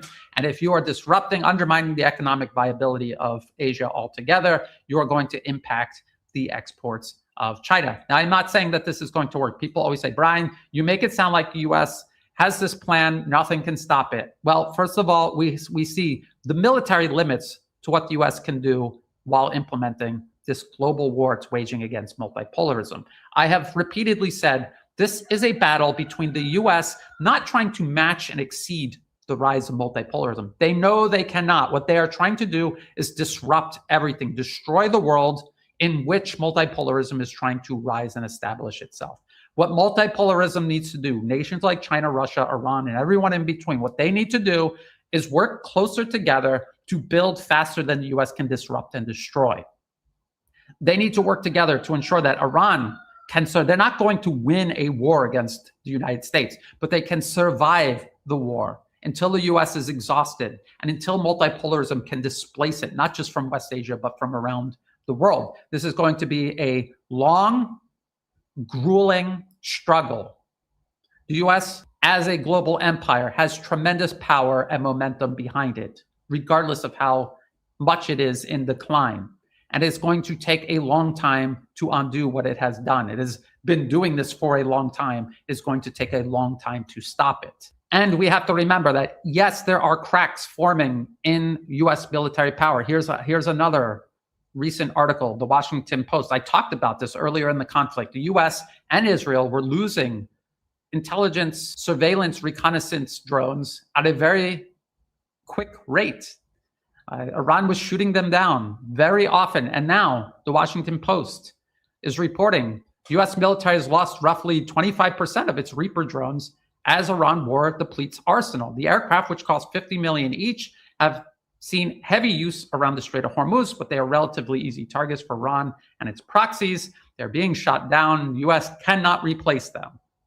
And if you go down to the bottom, as I've been explaining recently, this is all about the corrupt for-profit military-industrial complex.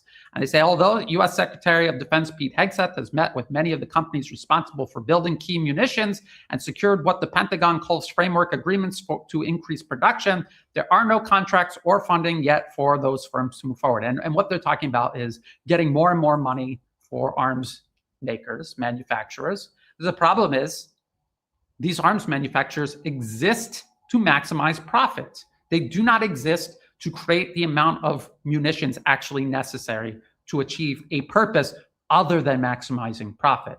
And so the same mindset that has compelled the US as a nation to pursue global primacy is the same mindset that is inhibiting its ability to achieve it. So the military, in terms of military power, the US, yes, they're in decline and there are cracks showing. But as I've mentioned, the US has many other weapons in its arsenal. Its ability to politically infiltrate, capture, and control a targeted nation is unparalleled and almost unmentioned let alone anything being seriously done to combat this super weapon the US has. A super weapon that is capable of capturing a nation without the US military having to fire a single shot. This is the National Endowment for Democracy. Contrary to popular belief, the Trump administration not only didn't defund and dismantle it, they have been quietly revamping it and investing in it. US aid was not disbanded and dismantled. It was folded under the US State Department, where it still exists and operates, but without any transparency whatsoever. And if you look here, they're working all over the world where the US has yet to politically capture and control the entire planet. You look there, critical minerals and democratic accountability. And what that means is we're going to use democratic accountability to infiltrate, capture, and control nations that have critical minerals that the US wants to control, to rebalance the economic and military deficit that has grown between US and multipolar power. We're still talking about China. This is a picture from the US NED-backed Tiananmen Square incident back in the 80s. This is when the US tried to overthrow the Chinese government around the time that they were collapsing the Soviet Union. And they're talking about controlling information space. When they talk about free speech, they're talking about controlling information space, which the US still has uncontested control around almost the entire planet. Still talking about Ukraine. So they're involved absolutely everywhere. And the United States, in terms of information dominance, controls the entire planet, save for China, Russia, partially Iran. People would be surprised how permissive the information space in Iran is at some times. And then the rest of the world depends on US-based social media platforms, which control the algorithm, which controls what information people see, which then controls what people think and essentially do. And when you have that amount of power, declining military capabilities, yes, is a problem, but you are still an incredibly dangerous nation when you have that much power over information space, and you are still capable of overthrowing entire nations without firing a single shot, using your National Endowment for Democracy and your regime change networks that are running parallel, adjacent to the National Endowment for Democracy, including private foundations, well, masquerading as private foundations, but simply what the US is laundering its interference through, like George Soros's Open Society. That is not a separate project. That is something that runs parallel, hand in hand with the National Endowment for Democracy, no matter who is president. President Donald Trump can pretend all he wants to hate George Soros and everyone like him, but the Trump administration is overseeing this type of interference, working hand in hand with George Soros's Open Society all around the globe. It is all part of the same network. And so, yes, there is this critical and growing military deficit. The US still maintains tremendous power to disrupt, infiltrate, capture, and control entire nations. The multipolar world needs to continue building up its economic and military power, but also address the information space. In the 21st century, information space is as important as military and economic power. And if we truly want to see multipolarism rise and establish itself and displace US primacy from around the globe, we are going to all have to work together to achieve that, not just in terms of military and economic power, but also in information and political space. I'm going to end the video there. I will keep an eye on the military situation.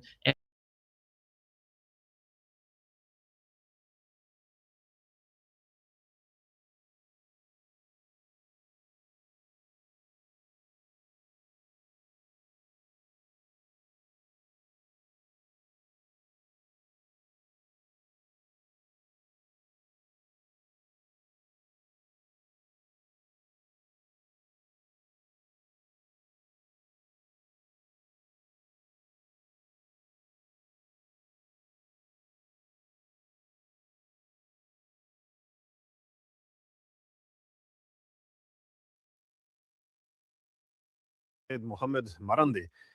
So thank you for coming back on the program. Thank you for having me on your show, Glenn. It's always an honor and a pleasure.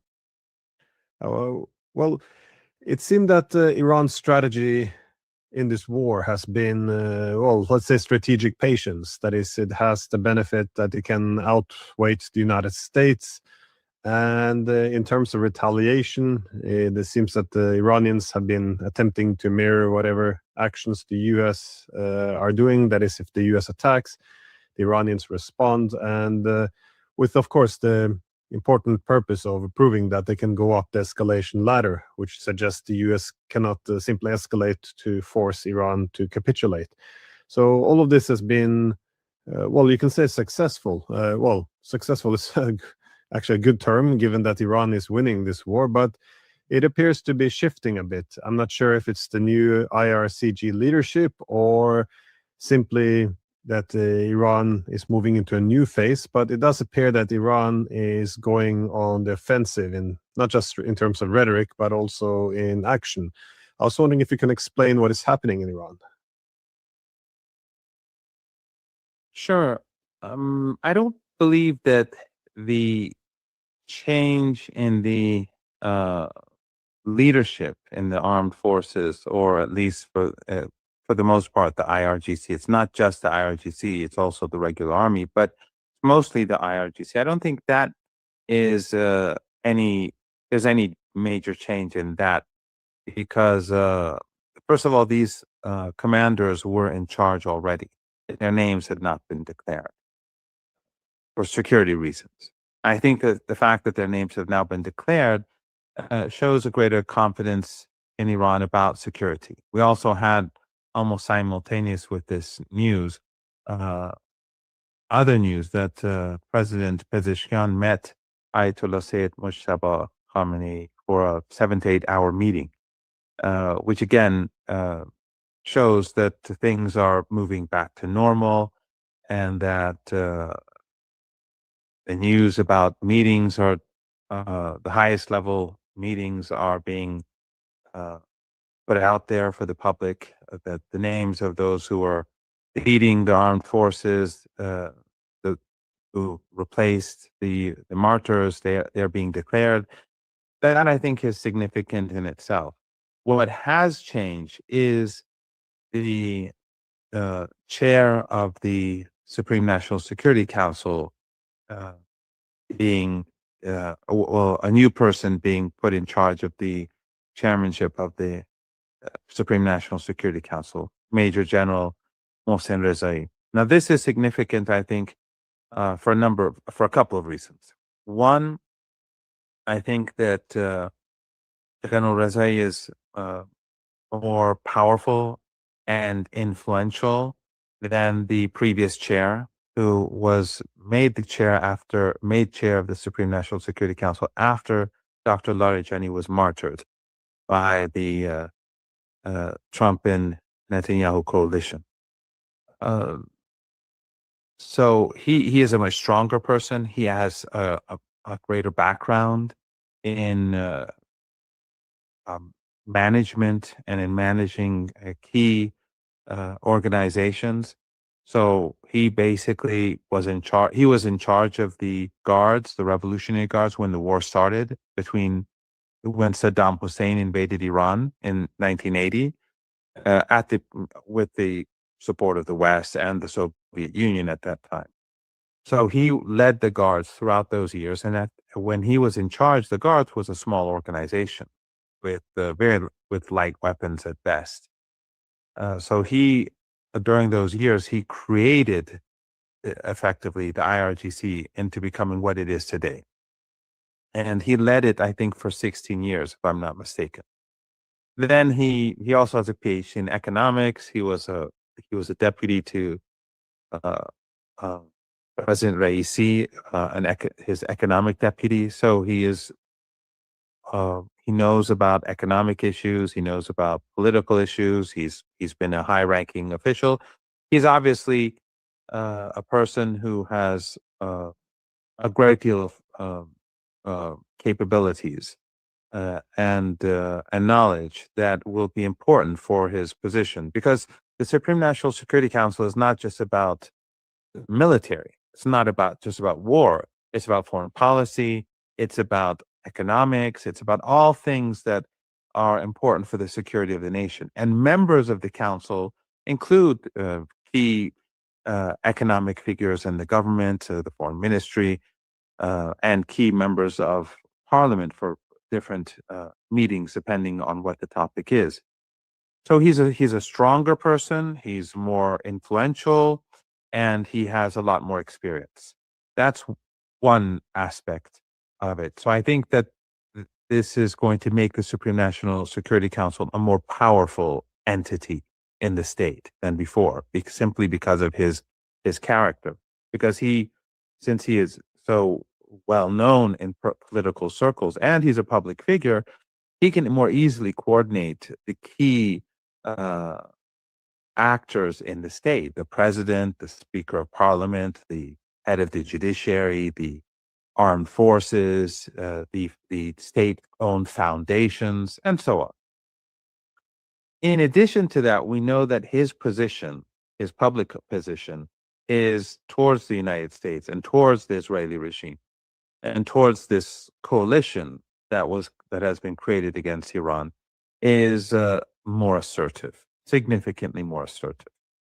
And so I think that his view on the conflict or on the war that's been waged against Iran is to be on the offensive, more on the offensive. In the past, as you rightly pointed out, the Iranians would retaliate as time went on. Iran's retaliation usually was more severe than the American strikes. So especially during the last episode, the last chapter of violence after the United States tore up the MOU and restarted the war, the Iranian responses became increasingly harsh towards the Americans. In other words, if the Americans hit a target, the Iranians would do more. They would hit back harder.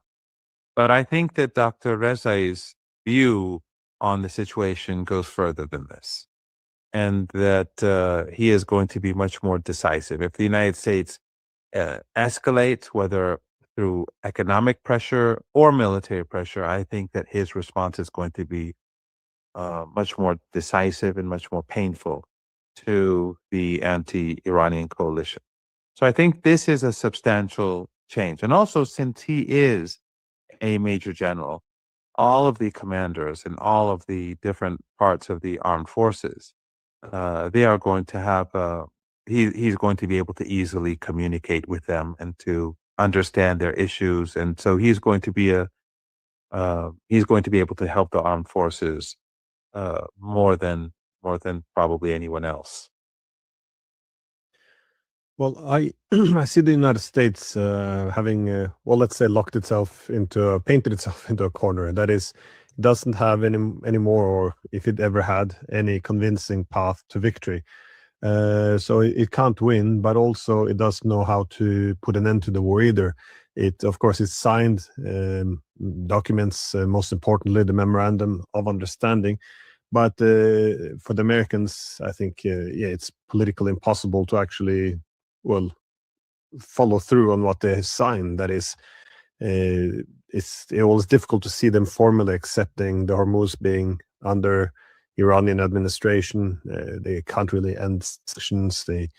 They won't return Iran's assets, the reparations of 300 billion. I mean, they might sign it, but they can't actually do it, which means that they are now, they can't win, and they don't have a way out for peace either. And meanwhile, Trump, of course, in his desperation, is digging a deeper and deeper hole in terms of his rhetoric. That is, the Strait of Hormuz is now wide open. It's in U.S. control. The steel wall has been formed, and after Iran has been completely defeated, the Strait of Hormuz will be U.S. territory. I mean, all this rhetoric, it seems to get more outlandish the worse the situation gets for the United States. But it kind of shows the desperation they're in, though. And when great powers are desperate, they can do, not just foolish things, but very aggressive things. I was wondering, how do you see the days, if not weeks ahead? Do you expect another round of war? There's a possibility of war. The Americans have informed Iran through third parties that they are preparing for a strike, preparing for war. The Iranians, now it doesn't mean that will necessarily happen, but that those messages have been sent. The Iranians have also seen the U.S. build up in the region. They are prepared for war, and the Iranians are preparing for war. They're fully prepared, and they're continuing to expand their missile program, their drone program. They're developing new missiles. They are expanding their underground missile and drone bases and their factories, as well as their command and control centers. They're basically preparing also the country for a long-term war. The government has been shifting towards a wartime economy. And I think the Supreme National Security Council has played an important role in that as well. So Iran is prepared both for another wave of attacks that could last at least a week or two. And they are also preparing for a war that would last until the end of Trump's presidency. Now, it doesn't mean that the war will last until then, and it doesn't mean that the United States will strike, but the Iranians are preparing themselves. Also, the Iranians have warned that right now the Strait of Hormuz is closed, of course, but Iran does allow some ships to go through, both through its own corridor, which is easily accessible through the internet, but also from the Omani coastline. Some ships do go through, and those are largely with Iranian coordination. In other words, through the Iranian corridor, ships that are from countries friendly to Iran, they can pass through, those that haven't participated in war. But sometimes there may be a ship or some ships that are from countries that are friendly to Iran, but they are afraid to go from the Iranian corridor out of fear of punishment. So on some occasions, the Iranians allow them to go alongside the Omani coast. Or there are some deals going on. I mean, there are negotiations taking place, and there have always been negotiations taking place between Iran and the countries in the Persian Gulf. So sometimes Iran allows some ships to go through based on agreements that exist between, let's say, the United Arab Emirates and Iran. So these things do exist. But if the United States escalates economic warfare, the Iranians, we've heard that the Iranians could start targeting U.S. naval ships. Iran is known to have capabilities that it has not used because it does not want to go up the escalation ladder too far, for the time being at least. But also Iran will completely shut down the Strait of Hormuz. That will be one of its responses. And that means just complete shutdown, where nothing gets through and probably no pipelines would be functioning either, whether in the Emirates or in Saudi Arabia. So there are, the Iranians are prepared for all sorts of escalation, whether it's economic escalation, whether it's military escalation, but ultimately they're prepared for a very long fight. Yeah. No, well, like I said, I think, at the heart of the problem now is I think that the U.S. only off-ramp for them, which works, will be a return to the old status quo, while for obvious reasons, the old status quo is completely unacceptable for Iran. I mean, can't have 47 more years of this. But given that it's likely leading up to another escalation, and Iran is now prepared to, well, act more confidently or go on the offensive, what might we see from Iran, though? What does that translate into actions? Do you think the Iranians might go after some U.S. aircraft carriers? Will they go after the U.S. satellite states in the Gulf region in a tougher way? Or how do you see this happening? Because at the same time as we see the escalation and Iran's preparedness to take a harder line, you also see countries like the UAE apparently transferring money to Iran, again, these are the reports, to, I guess, buy its way out of this conflict. I was wondering what is happening here, because something is obviously brewing. Well, I don't know the exact details, but something is happening between Iran and the Emirates. I don't know if Iran would call it reparations or what it would call it, but the Emirates, of course, has played a very devastating role, like all the others. They assisted the United States in targeting Iran, in killing Iranian civilians and citizens and leaders. But also Iranian infrastructure, of course. But the Emirates, and by the way, these countries in the Persian Gulf that have assisted the United States in this war, it's not just that they've given their airspace or their territory or access to their space and their territory to use against Iran. They also fund the war because the U.S. bases in these countries have the expenses are paid for by the host countries. So, and during the war, when the expenses were going up, they gave more assistance. In fact, the Iranians have evidence that at some point during the 40-day hot war, the Emiratis, the Qataris were having problems paying. They didn't have the cash necessary for technical reasons or whatever reasons to fund this. So their role in this war has been quite outrageous in the eyes of Iranians. But in any case, there is something going on between the Emirates and Iran at the moment. I don't know the details, but that is linked to why there is a limited number of ships that are allowed to pass through the Strait of Hormuz.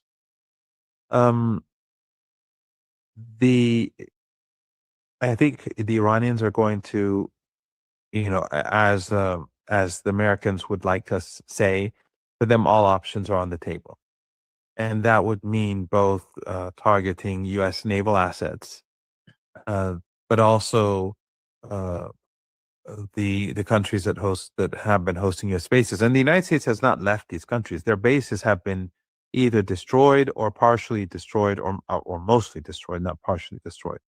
But U.S. forces are now based in hotels, in buildings that are not linked to any military. So they currently exist, especially in Kuwait and in Bahrain. The governments are particularly helpful to the U.S. military. But in Saudi Arabia and the Emirates and in Qatar and also in Oman, they have a significant presence. But I think that the Iranians are weighing all their options. It depends on the form of escalation. If the United States escalates in a particular way, they will respond in a particular way. That's what we've seen throughout this 5.5 months. But the difference today is that it seems clear that Ayatollah Khamenei wanted Major General Rezai to be the chair of the Supreme National Security Council because he wants to respond to U.S. and Israeli aggression against Iran, but also across the region in a more decisive and proactive way. And well, if in this retaliation, the Iranians obviously not only go after the United States and Israel, but go after the Gulf monarchies. How vulnerable are they now? Because they already taken quite a hit over the past few months. But if we're talking about going up the escalation ladder, again, well, what might we be looking at here, though? Well, Glenn, if we look at Iran's military capabilities and how they've evolved from True Promise 1, when Ismail Haniyeh was martyred in Tehran right after President Pezeshkian's inaugural ceremony, Iran struck the Israeli regime called it, and it was called True Promise 1. If you compare True Promise 1 to True Promise 2 and then 3, and now and at the beginning of this war, the current war, and the latest chapter in this war a few weeks ago, when the Americans restarted the fighting after tearing up the MOU effectively, we see that Iran's capabilities have improved dramatically at all levels, whether it's air defense and downing U.S. drones, and whether it's Iran's capabilities, planes capabilities in striking with greater precision and greater devastation. Iran's capabilities have changed. And the very fact that also they've announced the names of the new commanders who've been in charge already for the last few months, but it shows that the underground facilities that need to be created for warfare have been put in place, have been built. It shows that Iran's missile capabilities are improving. In other words, R&D continues as the war goes on, and of course they have enormous experience now with their missiles. So in the next chapter, I think that Iran's strikes will be far more decisive, and Iran will be capable of doing whatever they want to these monarchies in the Persian Gulf very swift. So I've always said, and I've said this for years, that these monarchies put themselves at risk by assisting the United States in aggression. But and I've said during the past few months that these countries will collapse if Iran targets them in retaliation, if Trump actually carries out his threat to send Iran back to the Stone Age and so on. But literally every day that goes by, Iran's capabilities increase. And so I think it becomes easier and easier for Iran to hurt them decisively and to inflict pain on them that they simply cannot tolerate. But also, Iran's capabilities in striking the Israeli regime are much greater today than even a few months ago. The precision of Iranian missiles is becoming far more devastating. And so I think that the Iranians, if the war expands, it will easily be able to destroy very key and sensitive installations and assets of the Israeli regime, whether inside the 1967 borders or beyond, or whether in Lebanon or Syria. Then the pain that Iran can inflict on the Israeli regime now is far greater because of the precision of the missiles and because of their ability to use evasive measures, and also because of the shortages that the United States and the Israeli regime now have when it comes to air defenses. And Iran is producing new missiles and drones far faster than the Americans have the ability to build new air defense missiles. Well, that's what I assume would have to be a calculation for the Americans when they do their strategic planning here, or think about doing another round of war. If I was in the US, I would look at how the numbers continue to go the wrong direction. Not just put the global economy aside, but we see that in the US they have this growing weapons shortages. I mean, it's becoming a bit of a scandal in the US how they're running out of weapons, how irresponsible it is. But at the same time, we're seeing the Iranians building up. So you would assume that there's some would be looking for a diplomatic off-ramp. But as I said, none is forthcoming. But there are small things happening, it seems. That is, the US could simply just walk away from this and pretend they won. And as Scott Pleasant said, pretend the Strait of Hormuz is irrelevant. I'm hoping he said that for a reason, that they might walk away. But you also see countries like the UAE apparently handing over some money to Iran to part of some deal. I haven't heard any developments now on the deal between Oman and Iran, but apparently, they are still discussing how to manage the Strait of Hormuz. And then you have other countries, be it this defense pact we talked about before, about Turkey, Pakistan, and Saudi Arabia seeking to have something in place as the U.S. presence diminishes. So things are happening on the diplomatic front as well. I was just wondering, is there anything there you see having some great potential, or are these still not, worth what I'm looking for here? They're still not changing the situation on the ground. A number of important changes have taken place. Well, but first of all, the negotiations between Iran and Oman are over. The text is finalized. They're just not declaring anything because there's no reason to do so. Because there's a war going on, the United States has imposed a siege, so there's no purpose in declaring some agreement over the Strait of Hormuz. It would, and this I'm just speculating. Perhaps Trump would use this as a means to manipulate the oil markets. So there's no purpose in announcing this because it's not going to bring about any change. This will only be implemented when the strait is open, and for the time being, there's no news of that. So there is no disagreement between the two countries. They've effectively ended their negotiations with success, but they're just putting it in the file in some office building for a later date.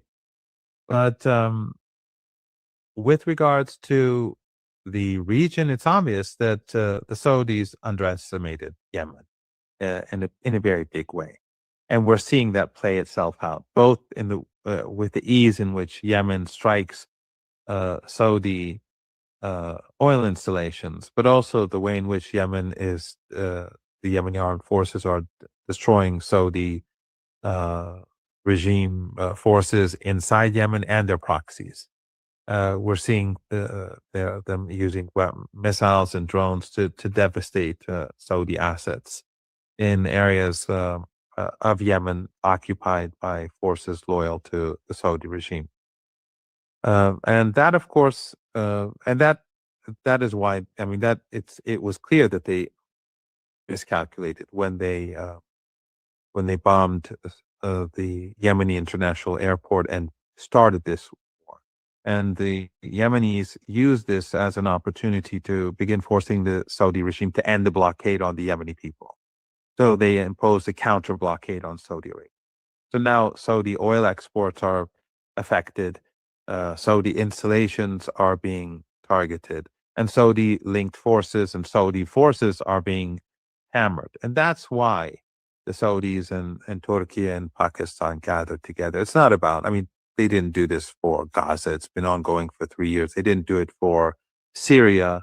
The occupation of Syrian territory has taken place a long time ago. The second wave, the new occupy. I mean, the Golan Heights have been occupied since 1967, but the new territories that have been occupied, which are far more important and far larger than the Golan Heights, in response, Saudi Arabia and Erdogan and Pakistan didn't do anything. And it's not about Lebanon, southern Lebanon being occupied. It's all about Saudi Arabia and Yemen. Now, the objectives of Pakistan are very different from Saudi Arabia, and the objectives of Turkey are also different. And we've seen that since the signing, Yemen and Saudi Arabia are fighting, and nothing much has happened on that front. Now, they may say send a few ships to the Red Sea, but it's not going to. I don't believe it's going to have any major benefit for Saudi Arabia. So Yemen is now it's flexing its muscles, and that is going to be important in the weeks ahead. Iraqi resistance is prepared for war, and they have said that they have not canceled the response that they're going to give to Saudi Arabia for the bombing of the Popular Mobilization Forces, which are part of the Iraqi military. So the U.S. Saudi bombing, they say, that file is still open, and so we see that the regional component to this war is more important today than there was before. So if you go back during the last 5 months, closing in on 6 months. During the past, let's say the first 5 months of the war, it was basically Iran versus the coalition. But now the resistance front is expanding its work across the region. Yemen, of course, it has its own grievances, but they're still coordinated. And so the closure of the Bab el-Mandab Strait and the Strait of Hormuz together increases the pressure on the United States dramatically. But if the United States pushes for further escalation, then obviously this side can escalate further too. And also, if the Israeli regime continues with its aggression in Lebanon and in Gaza, then based on the new policy of the Supreme National Security Council, let's say, then Iran's response may be more decisive, and it may take less time for it to be carried out. In other words, Iran may show less patience than before.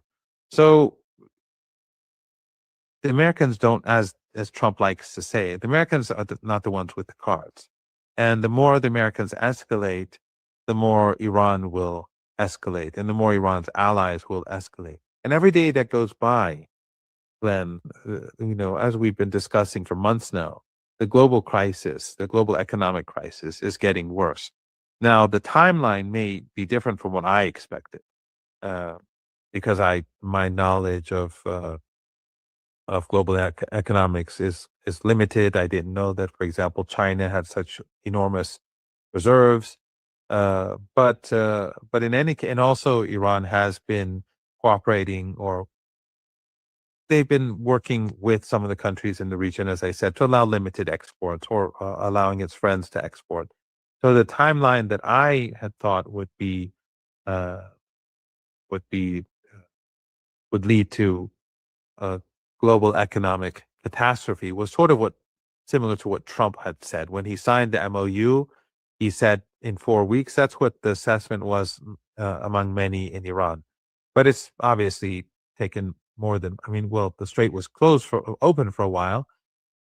But since the war restarted, I think we passed that 4-week period. Let's assume that during the period when the MOU was being implemented, the energy shortages didn't grow further. But I think we are, based on Trump's own calculations, whether they're very accurate or whether he was accurately reflecting what he'd been told. I think that the crisis is getting closer and closer, and it doesn't really matter if it's tomorrow, next week, or next month. That's the direction that the world is moving in, and if this conflict continues for much longer, we're ultimately going to get to a very dark place. How do you make sense, though, of the Saudi position? Again, they were already having quite a difficult time with the strikes by Iran, and now, of course, they're escalating, taking this war to Iraq and to Yemen, and it's proving to be something they can't control. That is the retaliation, and especially from Yemen, is, as you said, beyond their control. They're striking their ships, they're striking their oil facilities. This week alone, there's been a lot of dramatic footage coming out, especially from Yemen. So do you see any efforts by the Saudis to pull out of this? Or I'm struggling to see the strategic thinking. If you can't win, it's escalating. Why aren't you trying to put an end to this, walk away, do something like the Emirates, just buy your way out?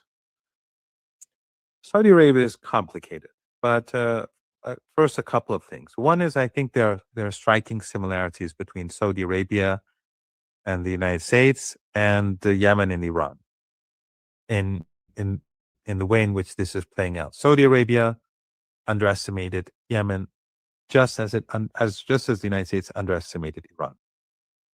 The United States, and this shows, Glenn, that Mossad intelligence and CIA intelligence and the intelligence of Western agencies are not very good. They know far less than we thought they knew. They underestimated Iran's missile and drone capabilities, their underground cities, which are expanding. Iran is building new missile bases, underground bases, as we speak. They underestimated them. They underestimated the number of missiles that Iran has. They underestimated the number of factories that Iran has. They underestimated the R&D, Iran's R&D in military technology. They underestimated everything, and not just in a let's say in a significant way. They completely misread the situation. I think that the same is true with Yemen. Yemen was quietly building up its underground capabilities, its factories, its missile and drone factories, its underground missile and bases and drone bases, and the Saudis underestimated it. And although I believe this to be correct as well, that the Americans encouraged the Saudis to strike Sana'a International Airport and to begin this confrontation in the belief that Yemen would not respond or that it did not have the capability to respond. But as we're seeing, and as you pointed out, during the last few days, we've seen very impressive strikes on Saudi targets across the board. So I think that they miscalculated, they misread the situation. The Saudis, just like the United States with regards to Iran did. And but also, I think that Mohammed bin Salman is somewhat similar to Trump. These monarchies are in the Persian Gulf are led by people who are surrounded by yes men, and of course I'm sure they get their intelligence briefings from CENTCOM and so on. That's where they get much of their information. And CENTCOM and the U.S. intelligence agencies tell them what they want them to know. So they mislead them as well. But in any case, they're surrounded by yes men. And I mean, look at Mohammed bin Salman's track record. He kidnapped the Lebanese prime minister, Hariri, when he was the prime minister, imprisoned him, beat him up, the prime minister of another country. Not very smart. He began the genocidal war in Yemen with the support of the West and the entire region, except for Iran. Qatar and Turkey under Erdogan supported him as he was carrying out a genocide similar to what we see in Gaza. Although Yemen could fight back and it was much larger. But they tried to starve the people, and they did. It failed. So that was catastrophic. Since 2015, hundreds of billions of dollars were spent on Yemen, and hundreds of billions of dollars on these mega projects, which got him nowhere either. Again, doesn't show great wisdom. And Saudi Arabia today doesn't have the financial cushion that it had before, and this is a big issue now because of these wars and because of these mega projects. Then he imposed the siege on Qatar, another foolish act. And we also then saw what he did to Jamal Khashoggi in Turkey. So he's not the most, let's say, wise of leaders. And that, I think, makes him strikingly similar to Trump, even though Trump humiliates him regularly. But there are striking similarities. So it's not as if he's very wise. His actions don't show that.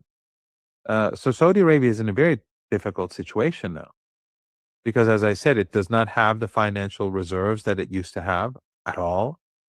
And this, by the way, Glenn, and I'm sorry for digressing, but we have to keep an eye on Japan and the Japanese currency and the fact that if this continues, but also Trump was depending, he was counting on further milking of these Arab monarchies. He was hoping that they'd spend $2 trillion or more for the AI, for the development of AI in the United States. They're not making money. They're losing money. They need their reserves. And Saudi Arabia is particularly vulnerable. Qatar is also not doing exceptionally well, but Saudi Arabia is particularly vulnerable because it has wasted all the money on wars and on these mega projects and so on, these failed mega projects. So Saudi Arabia is not in an ideal situation, and it has reflected, it has shown itself in its dealings with Iran. Saudi Arabia is now behaving different than before, but its conflict with Yemen continues, but its behavior towards Iran has shifted, at least for the time being.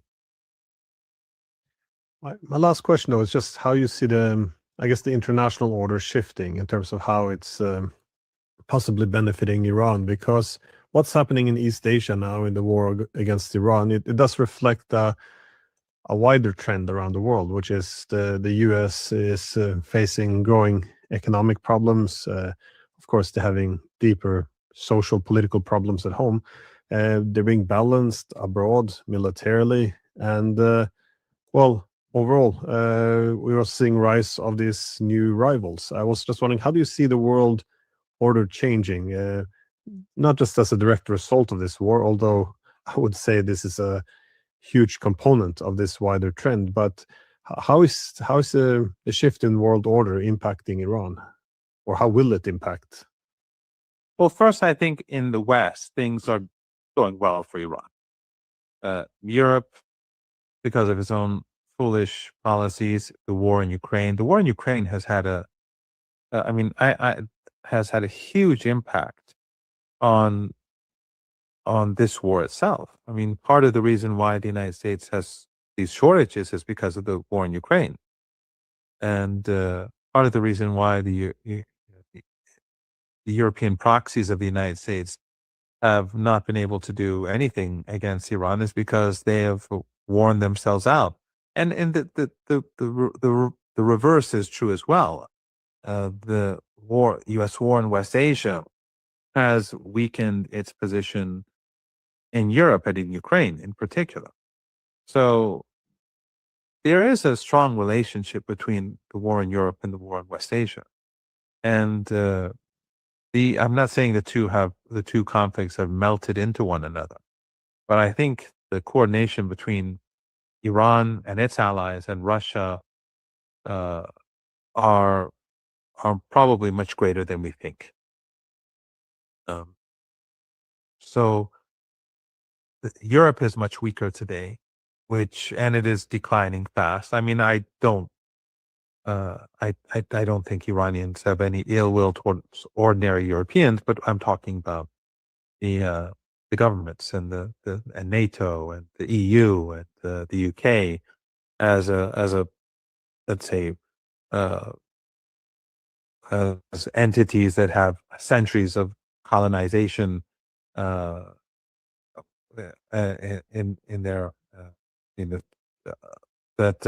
have influenced our lives for all these years. The United States, the changes taking place there, I think, are also very good for Iran. The very fact that Trump, this whole episode of Trump in Turkey, where he fled the plane and was hidden and taken, changed planes twice, I think. And then it turns out it was Israeli, as expected. As soon as I heard the news, I was absolutely certain it was Israeli intelligence, and it turned out to be exactly that. All of this is undermining the Israeli regime and the Zionist lobby. As we move forward, every new foolish act of the Israeli regime, giving false intelligence to Trump to humiliate him, in order to restart the war, which he did, The 13 days of fighting came after them. So all of this is coming out, and this is going to hurt the Israeli regime further. It's going to hurt the Zionist lobby further in the United States, the declining economy, and the ongoing genocide, and the war against Iran, and the humiliation of the U.S. president, and the behavior and the general behavior of the Zionist lobby in the United States, trying to take away freedom of speech in the country. All of this is destroying the status of Zionism in the United States. So that is going well for Iran too. And of course, the same is true, I'm sure, in Europe in its own way. But in the United States, it's much more important for us. And then Iran's status among powerful countries, like, of course, China and Russia, has been enhanced significantly due to the war. So even though Iran has been hurt, and it's been significantly hurt economically, there's no doubt that life is more difficult for Iranians today than it was 6 months ago. That's obvious. But Iran's global status and regional status has been enhanced. And once this war is over, whenever that may be, Iran's growth will be impacted significantly. And of course, the fact that it will hold the Strait of Hormuz will allow Iran to grow much more swiftly. And then again, another thing that's important, Glenn, and that is that the United States, these statements made by Trump about taking the Strait of Hormuz and making it American territory, that further strengthens Iran's hand. It unites the Iranian people further. It always reminds people what the enemy is up to, and that the enemy wants to take away your sovereignty. It wants to take away your dignity. It wants to take away your territory. It wants to break up your country. It wants to send you back. It wants to exterminate your people, by obliterating the country. So every time Trump reminds the Iranian people of who he really is and what his personality is like, and what the political establishment in the United States and the Zionists are like, that further unites the country, and it creates stronger sympathy for Iran across the world, because what Trump says, wherever he may be, wherever he may say it, is heard around the world.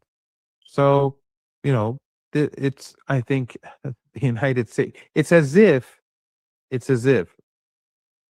besides the death and destruction, besides the murder of children, the slaughter and the daily slaughter in Lebanon and Gaza, and the attacks on Iran and the murders that they carry out in Yemen, all that aside, it's as if the general policies of the United States are being devised by the Iranians.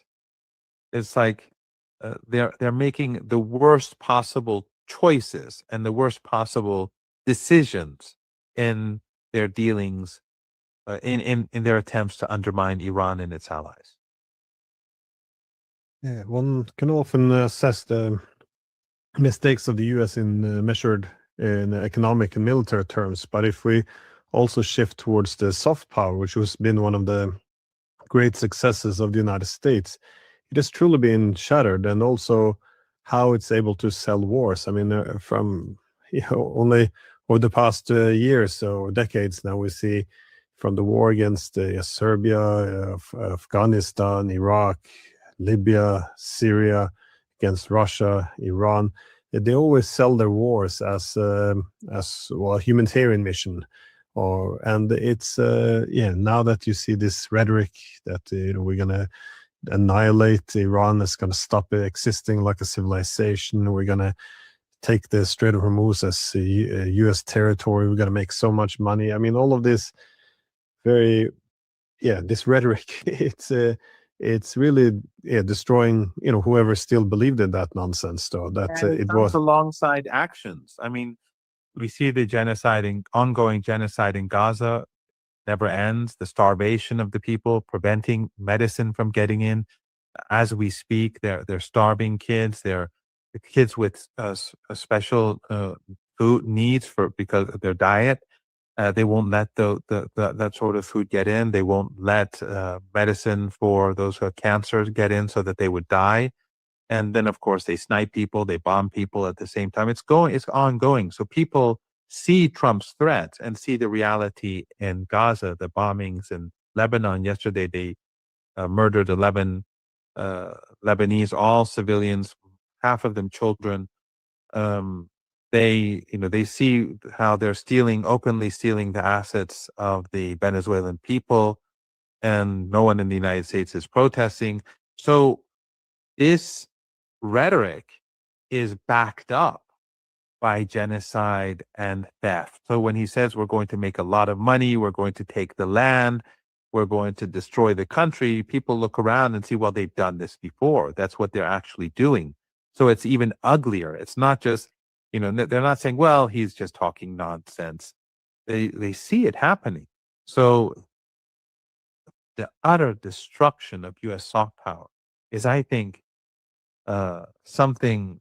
I mean, if a young 22-year-old person who's now highly critical of the United States was to suddenly go, be taken back into time 10 years ago, 7-8 years ago, or during the Obama years, they would be stunned because the U.S. soft power. I mean, and I don't want to keep you for too long, but remember the U.S. war in Afghanistan and Iraq and how it damaged the U.S. image really badly across the world. Not like this war, but really badly. Then Obama became president, and they whitewashed everything.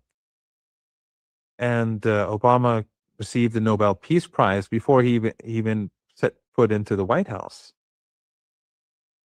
But now the image of the United States is so devastated that if the United States brings in 10 Obamas, it's just not going to. We can't reverse it. The devastation is just so extraordinary. There's a similar problem in Europe, by the way. That is, if you take the German case, they backed the genocide in Gaza. They made a comment that Israel was doing their dirty work in attacking Iran. They continued this boycott of diplomacy against Russia and pushing for this forever war.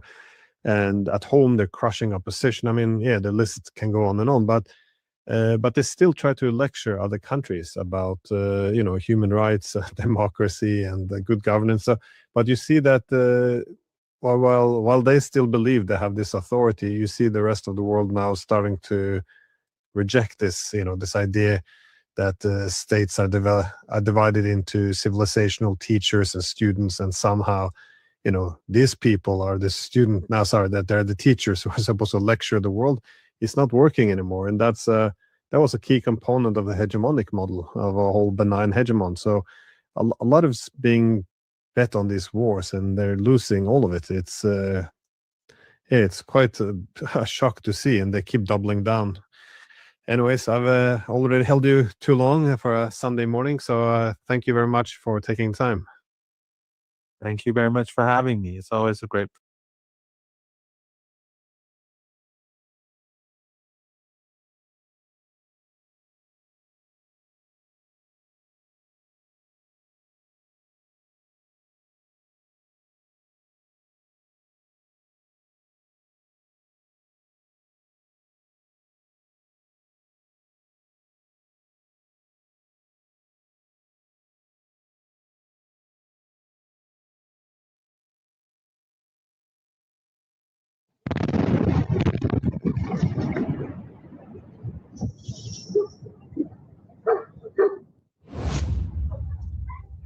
In Kiev, Russian missiles fell freely, causing substantial damage and destroying several factories that produced components for attack drones, the Russian Ministry of Defense reported amidst a massive widespread attack across Ukraine on Sunday morning.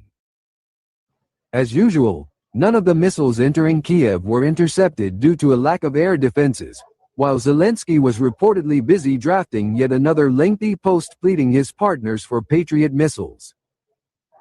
In a published statement, the Ministry of Defense revealed the targets of the overnight coordinated strike, which utilized high-precision ground and air-launched weapons, as well as long-range drones. In Kiev specifically, strikes targeted the Firepoint industrial facility, which produces components, warheads, and solid fuel boosters for long-range drones classified as Flamingo cruise missiles, and the Kyiv 111 industrial plant, which manufactures parts for attack drones, Krusk interceptor drones, and Harpia anti-aircraft drones.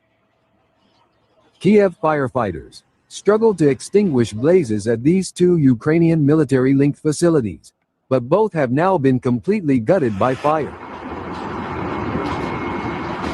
Simultaneously, a reciprocal attack occurred. Ukrainian FP-5 Flamingo cruise missiles struck the Progress Rocket and Space Center in Samara, Russia, in the early morning of August 15, 2026. Smoke billowed from the Progress facility, Russian primary production site for Soyuz 2 launch vehicle, used for satellite launches and upgraded following the February 2026 cutoff of Starlink, after the Flamingo strike. At least 2 impacts were reported during the attack, which involved 5 missiles. 3 were shot down, 2 over the Voronezh region and 1 over Saratov region. The governor and mayor of Samara confirmed an attack on an industrial facility and stated that emergency services were operating at the site. No casualties were reported. This marks the first successful Ukrainian Flamingo strike in nearly a month, following several failed attempts in which all missiles were shot down by Russian air defenses and aviation.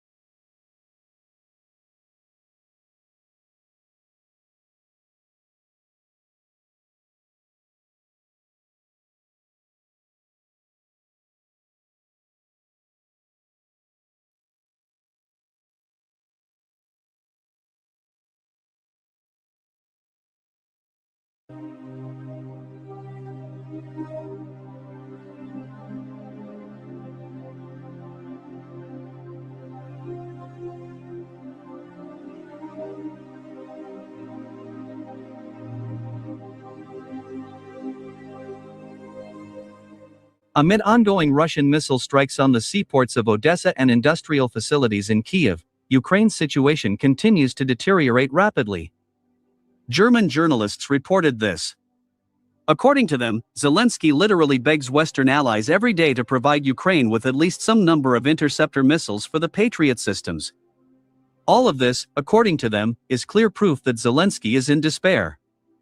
At the same time, German journalists expressed confidence that the head of the Kiev regime will not find missiles for the Patriot systems. According to them, the stockpiles of PAC-3 missiles have been depleted worldwide.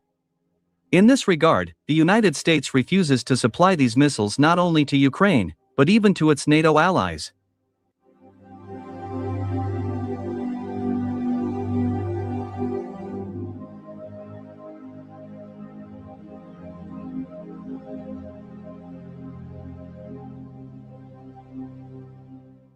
As for European countries, they are also ignoring Zelensky's plaintive requests to provide Ukraine with at least some quantity of PAC-3 missiles.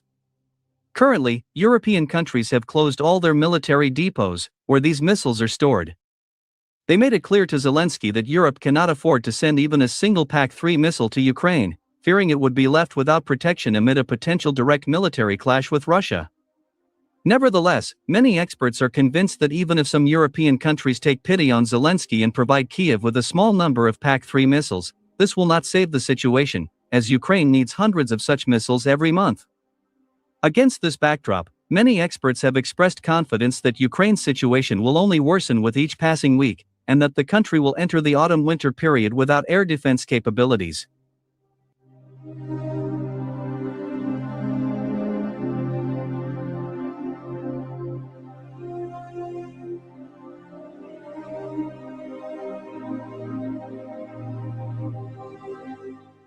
Meanwhile, on the night of August 16th, Russia launched another massive missile strike on the seaports of Odessa.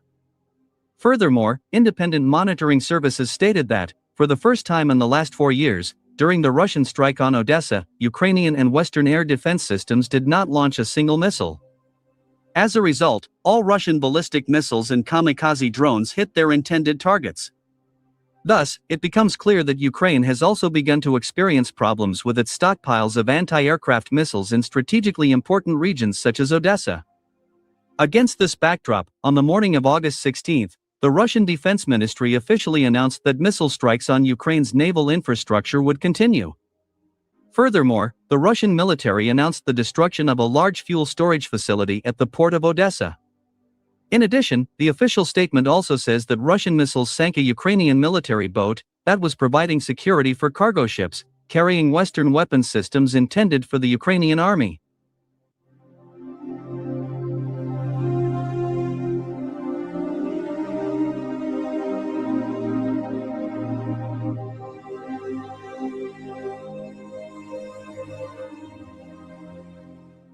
As for Kyiv, independent monitoring services have recorded more than 10 powerful explosions. It is reliably known that the main targets of Russian missiles and kamikaze drones were warehouses and logistics centers in the Obolonsky and Holosevsky districts of Kyiv. According to numerous witnesses, Western air defense systems were once again silent in the Ukrainian capital. Witnesses claim that during this Russian missile strike, only anti-aircraft machine guns were in operation in Kyiv, attempting to shoot down Russian kamikaze drones. As a result, the Russians once again successfully hit all the intended targets. My friends, it's worth noting that immediately after this, the Kyiv regime, driven by desperation, launched 600 kamikaze drones towards Moscow, which set an absolute record over the past 2 years. However, unfortunately for Zelensky, none of these drones managed to reach the Russian capital. According to Moscow Mayor Sergei Sobyanin, Russian air defense systems destroyed 201 enemy drones in the Moscow region. As for the other drones, many of them were shot down immediately after crossing the Russian border. In conclusion, as a result of the Ukrainian attack, a large fire broke out at a warehouse at Domodedovo Airport, which is located 43 kilometers from Moscow. In addition, 22 residential buildings and several cars were damaged in the Moscow region. According to the governor of the Moscow region, Andrei Vorobyev, 3 civilians were injured as a result of this enemy attack. Moreover, he also confirmed the death of 1 civilian. According to him, a Ukrainian drone struck his house in the Ramensky district of the Moscow region.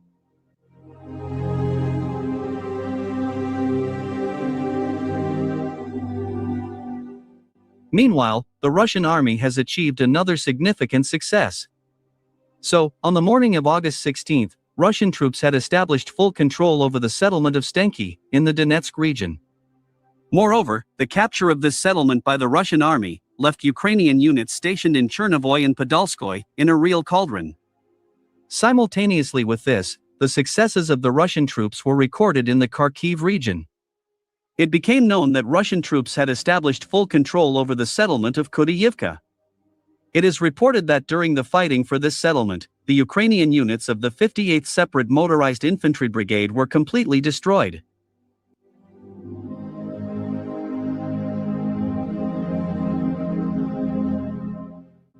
Meanwhile, shocking information has emerged that during the military exercises Baltic Trust 26, which took place from August 3 to 14, at the Salonia training ground in southern Latvia, a Ukrainian soldier shot and killed 3 high-ranking NATO officers. At the same time, it is reported that immediately after that, the Ukrainian soldier shot himself in the head. My friends, let me remind you that nearly 700 military personnel from all NATO countries, including Ukraine, Japan, and Australia, took part in these exercises. It is noteworthy that immediately after this information emerged, the Latvian authorities stated that it was not true. According to them, these rumors are being spread by Russian propaganda to sow discord within NATO. However, it is worth noting that European sources were the first to report that a Ukrainian soldier had killed 3 NATO servicemen. Moreover, immediately after this, Ukrainian TG channels said that the deceased NATO servicemen were generals from countries such as Poland, France, and the United States. Commenting on this information, many experts stated that NATO leadership will always deny such incidents. According to them, the psychological state of many Ukrainian soldiers leaves much to be desired, and many of them blame the West for the destruction of Ukraine.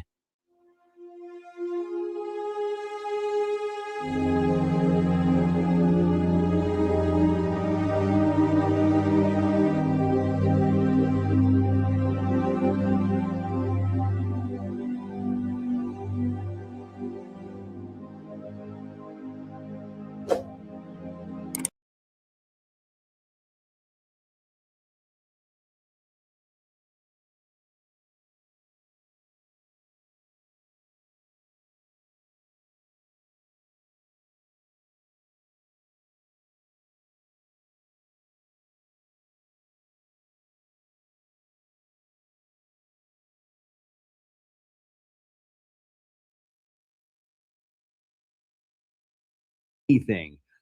Not a good situation for the Ukraine side, not a good situation for the European side.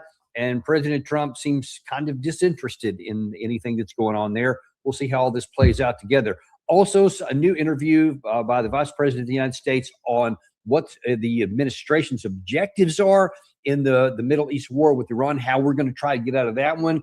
It's got about as much chance of passing as Zelensky's. We'll see how these actually tie together. First of all, let's take a look at Volodymyr Zelensky, who himself said, hey, you know what? I've got a plan. Ukraine has repeatedly called, according to Al Jazeera reporting, Ukraine has repeatedly called for a ceasefire after years of fighting. Russia says it wants a settlement, but any solution must involve Ukraine fully ceding 4 regions to Moscow, claims, as well as resolving the conflict's, quote, root causes. Now, if that sounds a little familiar to you, that's because you've been paying attention. This is now more than 2 years old. That is the June 2024 terms that Vladimir Putin set out.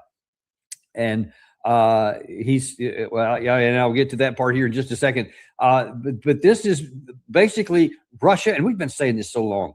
Russia has not changed its position at all. They are still saying the same terms that they set out before then.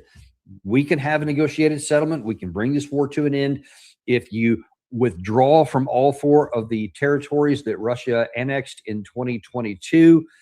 And then there's other things that go along with that: demilitarization, denazification, no NATO, etc. So that this plan is pretty high. That's what, when you saw that root causes that was meant here, those are the other things it's talking about, especially the NATO situation here.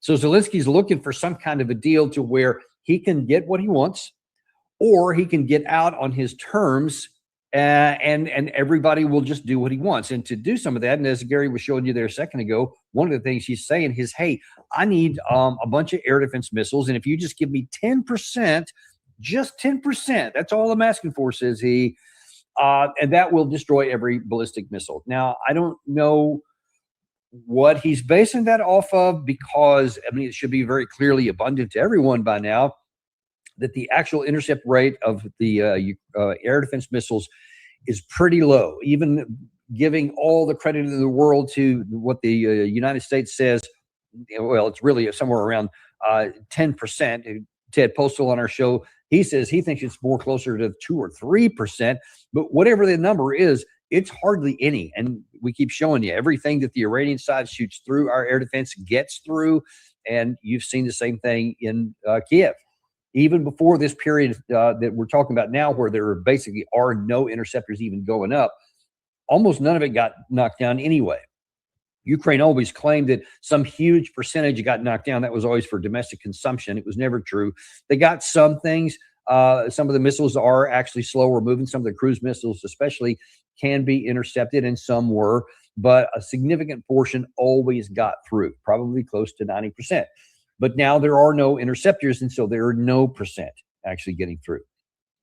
But Volodymyr Zelensky is still trying to push a bad position, just saying, I'm trying to end this on my terms. He doesn't want to go back to the June 2024 terms that Putin laid out. No, that would be bad for him politically, if he could even physically survive that, because of the domestic opposition in the far right of his support coalition, especially those who are the Azov group, who will not tolerate any conversation with Russia or any capitulation, no matter how bleak or how absurd.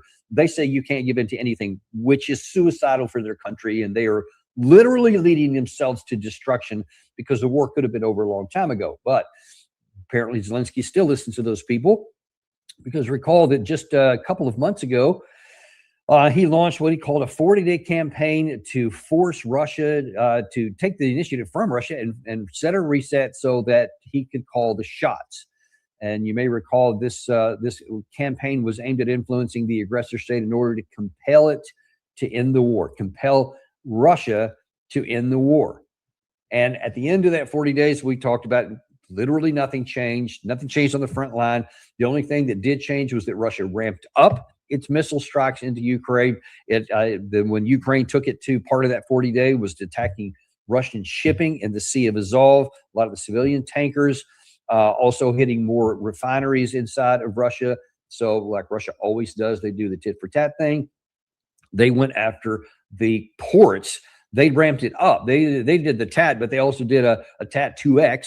And instead of just going after Ukraine shipping, they went after Ukraine port facilities. And they have effectively shut down the port of Odessa from receiving or sending out stuff. And the port of Mykolaiv is also significantly damaged, causing some significant problems. Now, Ukraine and some European people are saying, hey, you know what? Let's get a new one of those grain deals that we had earlier in the war. I want to say it was in 2022, where they said, listen, we'll have a kind of a ceasefire in the sea down there, especially in the Black Sea, and we won't shoot your ships, you won't shoot our ships. We'll get grain going out. Everybody can benefit from that, and it'll be a win-win. And that worked for a little bit of time, and then it fell apart, et cetera. And so they're saying, hey, let's go back to that. So all they're asking for is Russia to give away all the advantages that it has, so that they can have a deal. And of course, they want a ceasefire in the air. Now, after all that, it didn't work, and so Russia has basically shut down the port of Odessa, which is now causing additional economic pain on top of the Ukraine side. That's not bothered the Western media any, because they're still talking out, passing out things like this. This is from the Associated Press. This is a couple of days ago. Trump told Ukraine it had no cards. Then Kiev took the war to Russia. And, you have that big image on there of, I think that maybe one of the, what do they call those things? The Wildberries facilities inside of Russia that were caught fire, of course, make this great big burning sound because there's so much just stuff inside of it, boxes and everything else. It makes, easily combustible. So it makes great video. Now that doesn't work on Russia because they know the situation. It's annoying to them. It's annoying to the Russian people. Just now they're not getting their version of the Amazon packages. So that's got a lot of people upset. It's got a lot of small business people upset because a lot of their business went up in flames, and those numerous that were hit has nothing to do with war. It doesn't have anything to do with Russia's ability to wage war. It just looks good to the Western audiences, and it deceives the American people and the Europeans into thinking that this 40-day campaign worked. And so now then they're saying, maybe we can compel Russia to come to our terms here. And so we have Volodymyr Zelensky, who was, I'm sorry, we'll get to him in a second. Sergei Lavrov was interviewed in Russia today about some of these developments here, especially this allegation or this claim that Zelensky wants and that the Europeans want a version of a ceasefire. We will apply our own methods, much tougher ones, to destroy everything that fuels Kiev's war machine from the West. But we are already doing this, and they are already starting to moan. And it is no coincidence that more voices from various parts of our common space are calling for an immediate halt. That will not work. We must only stop when there is a long-term, reliable, and sustainable settlement. If we were to suddenly stop at the line of contact now, we would, in essence, allow the feet of our grandfathers and Greek grandfathers who defeated Nazism to be erased. That is impossible to consider.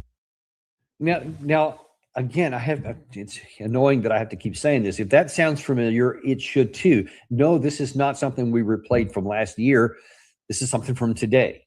But his words are from last year. Remember when President Trump came in, there was a lot of ballyhoo about, hey, how about we just do a ceasefire here? Let's have a ceasefire, and then we'll talk about things. And then that way, nobody else has to die. No Russians have to die.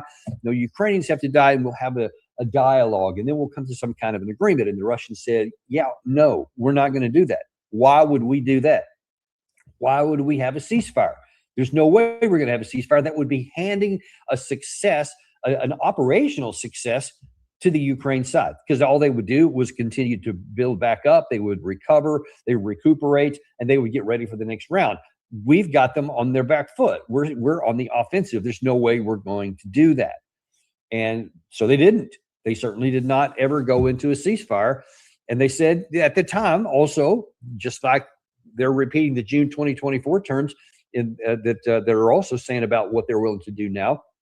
Russia said back then too, listen, if you will come to an agreement, if we end the war, then great. Then we'll have the ceasefire, because then it'll just be the implementation. So they're saying we'll dialogue. That's why we went.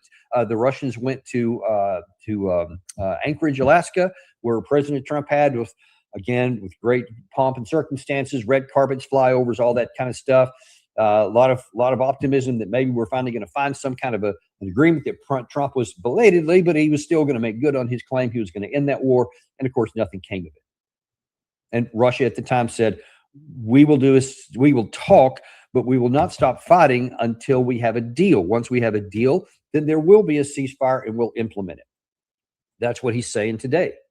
And of course, that's one of the things he adds there at the end, which I included on that important, because we really got to understand the psychology behind this and the culture behind this and the history behind this. Russia ties all this stuff together, all the lineage, their great-grandfathers, their grandfathers, the Great Patriotic War, the defeat of Nazism from the West, the invasion of their country from the West, the attack into the West, echoing back the prior century. From Napoleon had tried the same thing. Russia said, we remember all of that, and we are not going to forget that. And so we're not going to have a deal now that puts in a cement. We're not going to agree to ending the war on the current line of contact.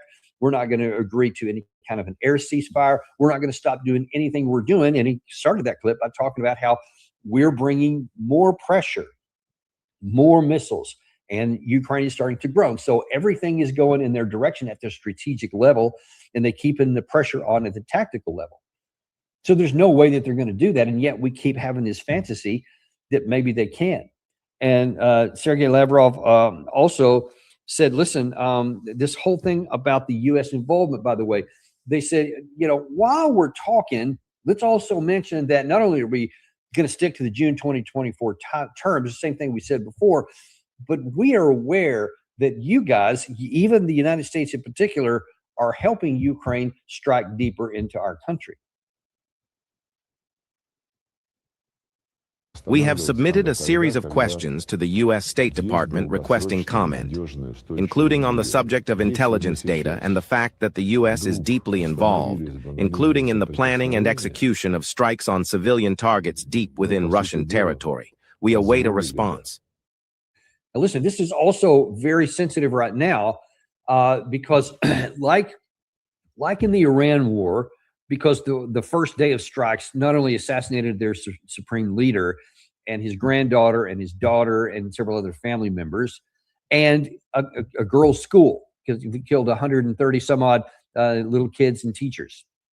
That is a major, major issue. During the ceremony that they had last month for the supreme leader funeral procession that went through all these different cities, I was told by some people on the ground that some of the biggest gasps came and some of the biggest anger was not from the Ayatollah, but from the little tiny casket where his granddaughter was going to be buried.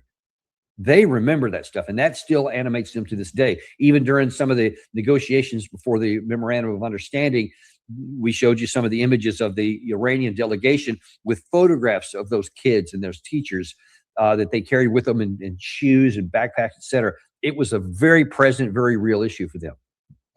Russia has the same issue. Not only are they angry just because of the Wildberries facilities that are getting hit and some of the disruptions that it's caused with petroleum and sometimes the disruption of gasoline. So their vehicles, there's long lines periodically in Russia. So that kind of annoys them. But these strikes that hit the beaches here recently and killed some kids, the strike that killed some of the students at Starbuilds here a month and a half or so ago, Those are things that are very, very present, along with the history that Sergei Lavrov was talking about. So when they are saying, hey, America, we know that you've been helping do this, and this is not something we're going to forgive. It's not. Definitely not something we're going to forget. And we're not going to have a negotiated deal that's in any way, shape, or form helps out your other side, especially when they have all but run out of air interceptor missiles. And we are, at the same time, accelerating our production of same. So whatever is happening on the front line, it's about to get, and it is already, but it's about to get even worse at the operational and strategic level, because now Russia has nearly free reign to attack anything it wants on the country. That has not been missed by Volodymyr Zelensky, who has now gone on to public airwaves to basically beg for more missiles. Are you out of interceptors now? Do you have none left? No, I will explain you how it works. So this year we have 2.5 times less interceptors than we had in 2025. First, Russia has 2 times more ballistic missiles per month than they had before. Okay. Now, if you know a lot about body language, it's never a science, but it is very often the case that when someone has asked a question, are you out of interceptors? The answer is yes. Obviously, the answer is yes, but you don't want to answer that. You don't want to say that out loud. So you stop, you hesitate, you look up. Well, let me put it this way. That involuntarily accesses a different part of the brain, where your creative area, where you're basically going to make something up and lie. Now, in his attempt not to answer that question, he actually exposes something worse than saying yes. He says, well, we have 2.5 times less air interceptor missiles. It's probably non-existent, but whatever, he came up with that number. And then he says, but the Russians have 200% more than they had, double what they had before in terms of monthly production of missiles. So what he's telling you is that whatever number we have, if we had all we wanted, it still is insufficient, because it's not going to stop these especially these newer kinds of Russian ballistic missiles that they're having coming off the assembly lines. They're very effective, but he doesn't have them, and Russia has plenty of them. So what does it tell you for a nation? Let's see if I still do. For this nation here in the red in the lower left-hand corner, against this massive behemoth of a Russia, when now then the little guy on the left has no more air defense missiles, and the big guy on the right has double what it had just a year ago. Where do you think that war's going? Whatever's been happening at the front line, however slow it's going, whatever the casualties on the Russian side, where do you suppose that war's going? Now, if anyone had any kind of, no morals, we won't even forget it. We won't even fantasize about the West or the United States having morals, because clearly this rot at the upper elite level are bereft of such. But at least if they had common sense, and at least if they were intelligent enough behind the scenes, but away from the cameras, no reporters, to at least in the private halls behind the, when they're dark layers, to be able to say, all right, dudes, we got to figure this out, because our side doesn't have any more missile interceptors, and the ones we have are too few, and we don't have enough to give all the rest of us. We've given all we're going to give, and we're not going to make ourselves literally defenseless against any kind of a Russian attack if we should get into there. Now, remember, that's because of the soundbite I'm going to play in here in a minute. Remember that fact that the European countries have given all of the excess they had a long time ago and are down to bare bones, just like we are, because of the Iran war and the fact that we gave a lot of stuff to Ukraine in the first place, but now we've used a lot. Now we're at the bare cupboards, basically. Well, the European side, they didn't have the ability to create and manufacture their own. They were dependent on us. And you may have heard, I think it was a week ago, where some American officials admitted that, by the way, we had taken orders that others have already paid for, and we've taken those missiles back so that we can use them over here. So nothing's been replaced. Keep that in mind. Nothing has been replaced, so they're also threadbare on their inventories. But these people have to be saying, this is not, you can't sustain this. If the little country has no air defense and the big country is growing, and it's not a static, it's still increasing. The ability to make all these offensive missiles, and you can just rain down now and there's no defense against them, then you have to do something different. And it's not like this has just become evident. They've known this for a while. Why then did they launch on this or green light, Zelensky launching off on this 40-day, plan to bring Russia to their knees when that was obviously never going to happen? The little guy, after 4.5 years of war, was going to bring this big Russian behemoth to its knees. I mean, it was always just patently absurd, yet they greenlit it anyway. Well, now then the predictable has happened. You've run out. And so that leaves Zelensky at that same CNN interview begging for more. This year, I'm asking American partners to sell me 5% of missiles, what they have in their stocks. If they sell us 5%, we will go through the winter and save people's lives. If they can sell us 10%, we will destroy all the Russians' ballistic missiles. Really, Mr. President? All of the Russian ballistic missiles? I mean, that's absurd at face value. I've shown you that graphic many times in the Iran war against those very PAC-3, plus added the THAAD into them. We can't even stop it for ourselves. And you dang sure are not going to stop 100% of the Russian missiles. And they have a lot more than what the Iranian side has. So that's just patently false. And that should be exposed as the just categorical lie that it is. But even his first part there, he's saying, listen, I just need 10%, 5%. That'll keep me alive. Even if that were true, even if somehow they were more effective and, and they had some marginal effective rate. So what are you going to do? You're going to tell all these European countries who are, again, threadbare and say, give me 5% of what you have, all of you guys together, and then that'll keep me alive through the winter. And then what? What are you going to do when the winter's over? Or if they gave you 10%, then that will mean even more of my people stay alive. Okay, great. Now then they've just dropped their inventory by 5 or 10%, which they didn't have enough of already. And they are very consciously aware of what the lower intercept rate actually is. So they know they need every single interceptor missile they have to even minimize any potential strike that comes from Russia if the war expands beyond the borders, which the European leaders keep telling their people every day is a distinct possibility. So that message has a negative rebounding effect because now nobody wants to give one missile up for anything. So the likelihood is that Zelensky is not going to have any. And so what we have seen in those those 2 strikes earlier this week, where none of the missiles were intercepted, every probability that is going to continue on for a while.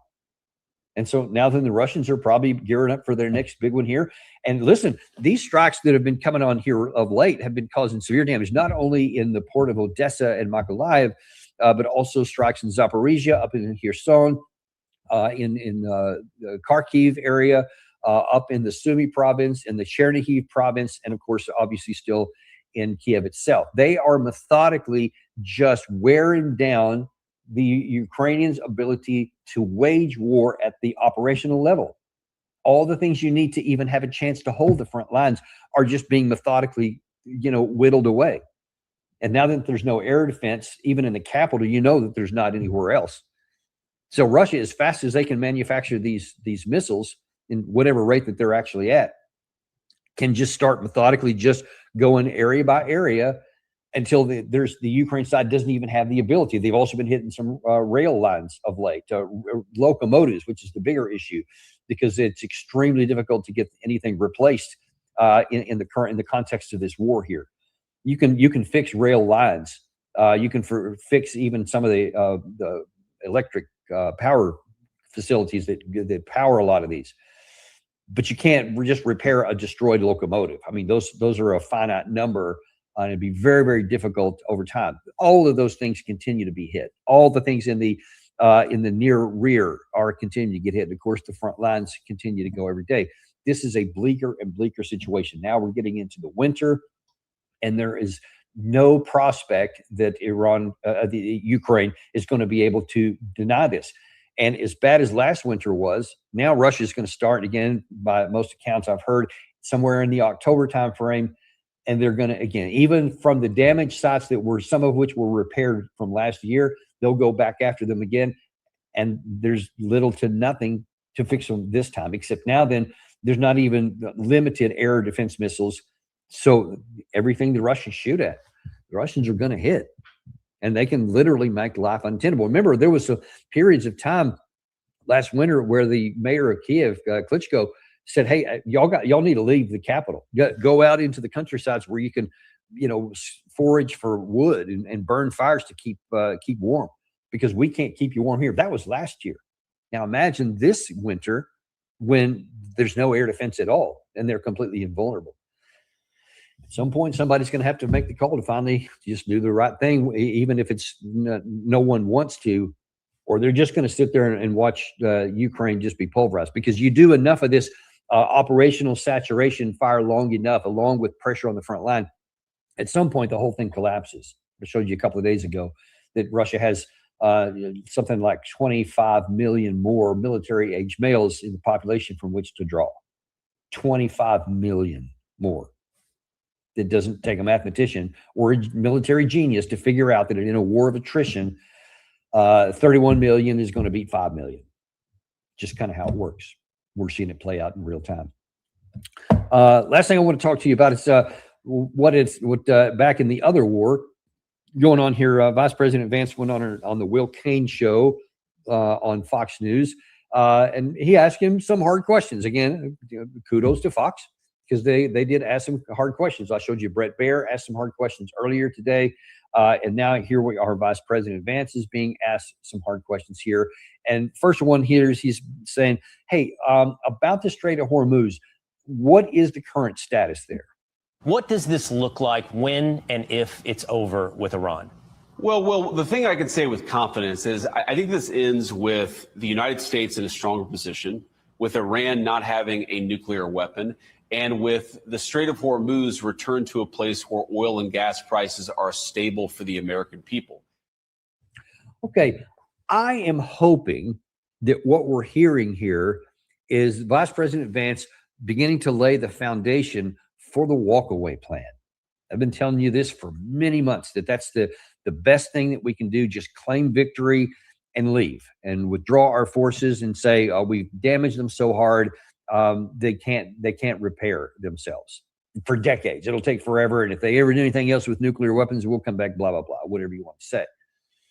But the things that he focused on there, he said the primary objectives are, one, to make the Strait of Hormuz open so that traffic goes in and out from all sources, Iranian and Arab. We need all of it. We need all the oil from all the sources getting back onto the global market to ease this real problem that I talked to you about in the show earlier today. That's what we need. So that's one thing. Then the second thing was he went back to, that whole thing of they can't have a nuclear weapon. Okay, that's easy. They don't have a nuclear weapon, as far as we know now. Now, of course, that could have changed after this war started. We don't know for sure what's been going on, but likely they don't. And certainly they haven't for 47 years. So probably we could get an agreement with them to say, again, we have no intent to make a nuclear weapon. That's just that we just aren't going to. Again, I have to hope that they haven't done it already, but likely they would be willing to do that because it costs them nothing. If they get the terms that they're requiring on the Strait of Hormuz, they'll open the thing up.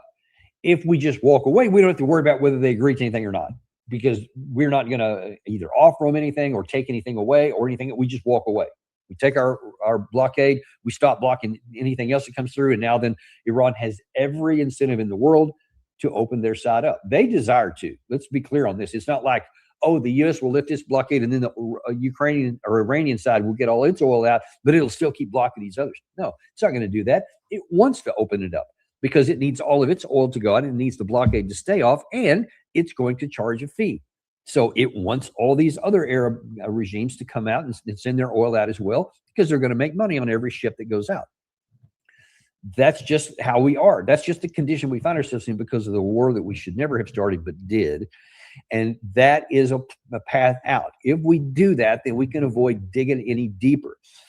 He went on to talk about that a little bit more. And this next part here, a little bit of nuance difference, though. Again, he goes back to two objectives. It really is twofold. It's ensuring that the Gulf countries continue to send oil and gas to the world economy so that we have energy price stability. That's obviously important for the American people. I know that oil is down today, and it's way down from the highs in the early days of the conflict. That's goal number one. Keep oil and gas cheap for Americans all over our country. And then obviously goal number two is ensure that Iran never gets a nuclear weapon. I feel confident we're accomplishing both of those goals. Now, listen, we've had the pollster Rich Barris on the show here recently, and I asked him specifically something that he had talked about at the 1776 Law Center conference that we both attended with Robert Barnes in the first part of August. And he said, listen, the MAGA base for Trump would love that plan. They don't care anything about controlling the Strait of Hormuz. They don't care anything about any of this stuff. What they care about is not having gas prices up, not having diesel prices up, not having to pay more for groceries because the cost to distribute everything has gone up because of the lack of all this oil stuff, et cetera. They're not even concerned, according to the polling data, if he flip-flops and it says, oh, no, you said you were at the first of the war that the IRGC had to give up or face certain death and, that they would have everything destroyed. And now he's going to say, yeah, we're not going to do any of that kind of stuff. They apparently wouldn't have any problem with that. So politically, this is a winning play. So I really hope that that's exactly what Vice President Vance is setting up here. If that's the case, because he certainly can't go on Fox News and make these statements unilaterally, let's hope that it's an approved thing with the communications department in the White House, therefore in coordination with the president to say, yeah, let's go down this path. It is a winner politically for him, especially heading into the midterms, but it's going to help him stop some of the bleeding. Rich Barris also showed us that he's bleeding a lot from nearly every category of MAGA supporters. This is one big way to stop that bleeding and to start repairing some things. They are for this, and this is the path they can go down. Let's hope that's what he's doing. One final piece, though, is he just can't get by with it because some of these hard questions come and there's just not any good answers. And here he's basically putting lipstick on a pig. The Iranians sometimes make commitments that they don't honor. They make a deal, they don't honor the deal. And I understand your point about the seesaw nature of this, but I think what that reflects is that we have a lot of tools at our disposal to compel action. And sometimes we're focused on the energy piece of it because we want Americans to be able to afford the price of oil and gas. Sometimes we're obviously focused on the military nature of it. Sometimes we're focused on the nuclear program. So I think what is really happening is that you're seeing a president of the United States at the height of his authority with a lot of tools. And we don't have a lot of tools. He's trying to make it sound like, look, this is all our plan, man. I mean, we've got this. We got economic tools. We got military tools. We got tools for tools. We got everything that you need. And this is just kind of us sometimes using more one than sometimes the other. That's why you saw Scott Bessent in our earlier show talking about what he's doing. You had Secretary Wright talk. I mean, he's really trotting everybody out there to try to make things sound impressive. But it is just trying to put lipstick on a pig, folks. We should never have started this war. We never had the resources to compel compliance. It was always a bridge too far. We tried to warn of that before it happened. We talked about how it would have a rally around the flag. It was actually stronger than that, much stronger than I anticipated that it would be. It has now elevated really the hawkish wing within the IRGC, more hawkish than it was. We literally assassinated some of the most moderate people. Ali Larijani and the Ali Khamenei were two of the bigger ones. And they're replaced with guys who were not quite so intent on looking for diplomacy. So now they're holding a much harder line. And they are willing to take things further. And they're willing to take risks that the previous Ayatollah was not. All those things are bad because of what we did. So the only thing that makes any sense that we have any control over is over our actions. And we can just pretend that we won. I'm all for putting lipstick on that pig because that is the least offensive thing that we can do to reduce any harm to our own country. We'll see how that's going to work. We'll definitely be paying a lot of attention to that. I consider that interview an optimistic thing, and I'm hoping it works that way. Before we let you go, Gary. Coffee. Follow me.